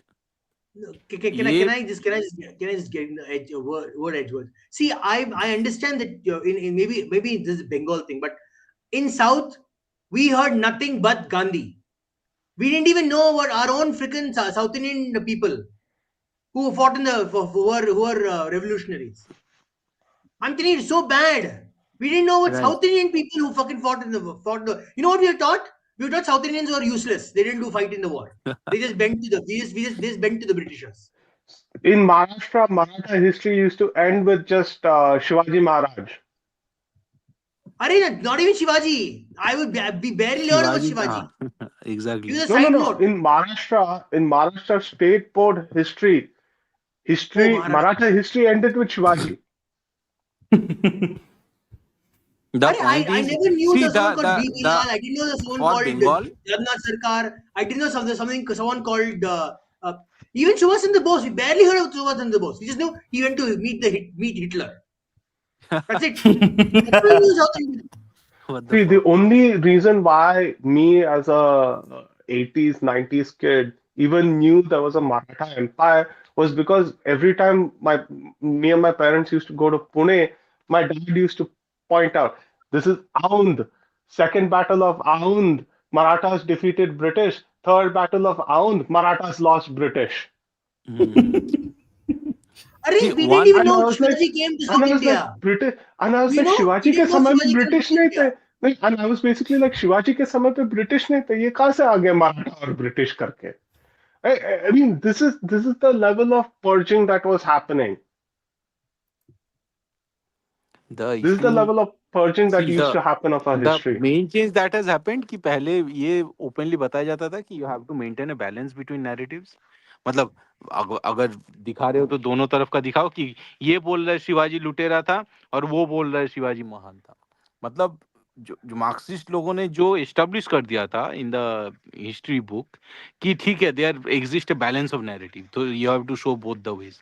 अभी जो डिफरेंस आया है वो है कि नहीं नहीं, you can be a little polemical in the sense कि शिवाजी अपना राजा था तो उसको महान दिखाओ, कोई मतलब ऐसा उसकी जरूरत नहीं है कि शिवाजी को लुटेरा No, दिखाना you're हो। missing the point. It's not even about balancing narratives. ये We won't हुआ even है। mention anyone else. कोई और को किसी हाँ का हाँ, और बात ही चीजों नहीं को करेंगे ऑमिट भाई. करो, राइट राइट, चीजों को omit, बट जितना भी we had, होता था I ना, tell you what, शिवाजी हो गया. I tell you what I knew about Indian history. Okay, I know Indian history. Gandhi came from Africa. Gandhi did salt march. Gandhi got shot by this horrible guy. Gandhi is Bapu. Nehru did industrialization. In Indira stood up against America. Rajiv brought technology. That's it. That's our history you are taught. You tell me this is any history that we know right now in the BJP time? So many things I learned about Ahoms. I learned about. I didn't even know the origin of the Ahoms. That they came from Thailand. I researched on my phone. I thought they came from North Southeast Asia. Their ancestors came from Southeast Asia. I didn't know about Rajaji, man. We didn't know about Rajaji. Rajaji, the one who literally wrote who helped with the writing of the constitution. Kuch, we didn't know anything, bhai. And this was You know, ICSE. ICSE, okay, best, one of the best boards. ICSE में ये history है. नहीं, best board मतलब may be the most subversive board may be. no, I'm saying in terms subversion of तो like, हर board पर होता था. Let me tell you one thing. Maharashtra State Board, 1994 पे, under the guise of rationalization, they removed entire chapters about Maratha Empire. Confederacy करके चीज ही नहीं था. You know what they replaced that with? Gandhi. 2 more years of fucking Gandhi. you अभी don't know, ऋषि के you साथ don't लिखेंगे. understand how Rishi much trauma I have gone through. You have not understood Bijita, how much trauma I have gone through since 2013 after coming back to India. My entire worldview has been, so how much I hate the Congress. I hate the Congress even more because they destroyed my young life with my knowledge of history. I went through my youth going not knowing anything and acting like I knew everything, and it has affected my double anger because they hid so much from me. You feel hurt when the people you trusted betrayed your trust by giving you all nonsense, and you get even more aggressive against them. The reason I will never vote for Congress in my life ever again. Anand, Ever. Anand, कभी भी पास में आएगा एक झापड़ मारूंगा. अरे Anand, Congress में Anand, you have to पास में हो. write it down. You have to have a pen and An- write, Anand, start writing about Anand, it. Anand, I am coming to your place, so we will have beer and we'll gloss over the trauma. I should I'm a join you person. guys one of these days. I'm a I am person who doesn't. encouraging everyone. I want to encourage everyone कि भाई लिखना चालू करो. अरे वही I'm जो telling you, जो I'm अभी a जो person. ट्वीट जो दिखाया अपना भूपेंद्र ने. Yeah, You have to create libraries. Libraries exactly. not only with Purana books but with our books. अरे I'll tell अभी you, I'm a I'm person. I'm here I'm a to person. say so you have I'm to here to start say writing. don't I'm here to say don't restrict yourself to just writing. Content बनाओ. Content तो बन ही Content रहा है बनाओ. But writing नहीं रह नहीं जाता है, बात writing ये is a है. form of content. Podcast और form of कंटेंट भाई content. Content Video content form जो of है वो बुक content. से निकलता है. कंटेंट है जो वो तो बुक से ही निकलेगा ना. और नहीं कहाँ से अपना निकलेगा वो. नहीं बुक से थोड़ी निकलता है. There are also अपना घर की कहानी, अपना local tales. हाँ Lots of things are not वो तो covered by बनता रहेगा books. यार. वो तो बनता ही Lo- रहेगा. lo- Lots of things are not covered by books. Actually, books censors a lot of things. Right? अगर बुक्स मैं तक नहीं तुझे एक आएगा तो प्राइम सिलेबस में नहीं आएगा. It's as simple as that. अगर आनंद बोल रहा है ना कि मुझे ट्रॉमा मिला है, वो जिस बुक से ट्रॉमा मिला है उसके पीछे इतना सारा लिटरेरी वर्क था, चाहे कितना भी रबिश हो वो. तो जब तक ये जर्नल में नहीं आएगा, बुक्स में नहीं आएगा, तब तक सिलेबस भी चेंज नहीं होगा. It's as simple as that. actually, to be honest, I didn't learn Maratha history through books. मैं हर एक गढ़ में जाके मैं वहां पर लोगों से बात करके वो इंस्क्रिप्शन देख तो के यू आर मुझे समझ में आया एक्सेप्शनल, क्या दैट्स हुआ. What I am saying. You are exceptional. जो बंदा बस परोसा हुआ खाना खाना चाहता है कि भाई मुझे वही वाला खाना चाहिए जो परोसा गया है, वो परोसा गया खाना, उसके पीछे तो मतलब जर्नल का रेफरेंस चाहिए, बुक्स का रेफरेंस चाहिए. कौन करेगा वो काम इम्पोर्टेंट है. वो सब नहीं कर सकता है. तुझे करना है, तेरे पास क्षमता है तो आप करो. मैं क्या बोल रहा नहीं हूँ कि मैं कर रहा हूँ, सब मैं बोल सब रहा हूँ, सब इसीलिए पुस्तकी मैं नहीं बन अपने सकता है. हिसाब से बाकी सबको इन्फ्लुएंस करना चाहता हूँ कि भाई सब लिखो. मैं मेरा नजरिया बोलना चाहता हूँ कि ये लिखना इम्पोर्टेंट है, क्योंकि यही से तुम्हारा हिस्ट्री बुक जो बच्चा पढ़ेगा वो हमारे बुक से हमारे जर्नल का जो एंट्री होगा वहां से निकलेगा।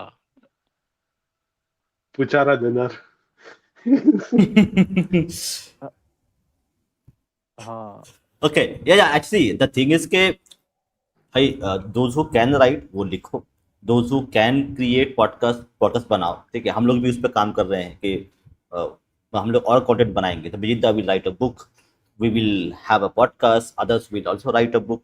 सारे अपने काम कर, end of the day we need all streams of consumption, whether it is podcast, whether it is books, whether it is academia, whether it is journals, या कुछ और चीज़ें हैं, शॉर्ट्स हैं, रील्स हैं, that has to be encompassed, क्योंकि they have a 70 70 साल से वो लोग ये काम करते आ रहे हैं। तो we have to double the work and do it in every medium, ताकि वो जो फिल्थ है उस फिल्थ को हटा के हम हमारा जो शुद्ध घी है उसको परोसे लोगों को। Okay, thank you everybody, see you tomorrow. कल बहुत ही दो अच्छे आने वाले हैं एपिसोड, उसके लिए चैनल को सब्सक्राइब करें, शेयर करें, और थोड़ा पैसे ही भेजें। We also need funding for writing our books. Okay, thank you everybody, see you. जय श्री राम, नमस्ते, वंदे जय श्री मातरम। राम। जय श्री राम, वंदे मातरम।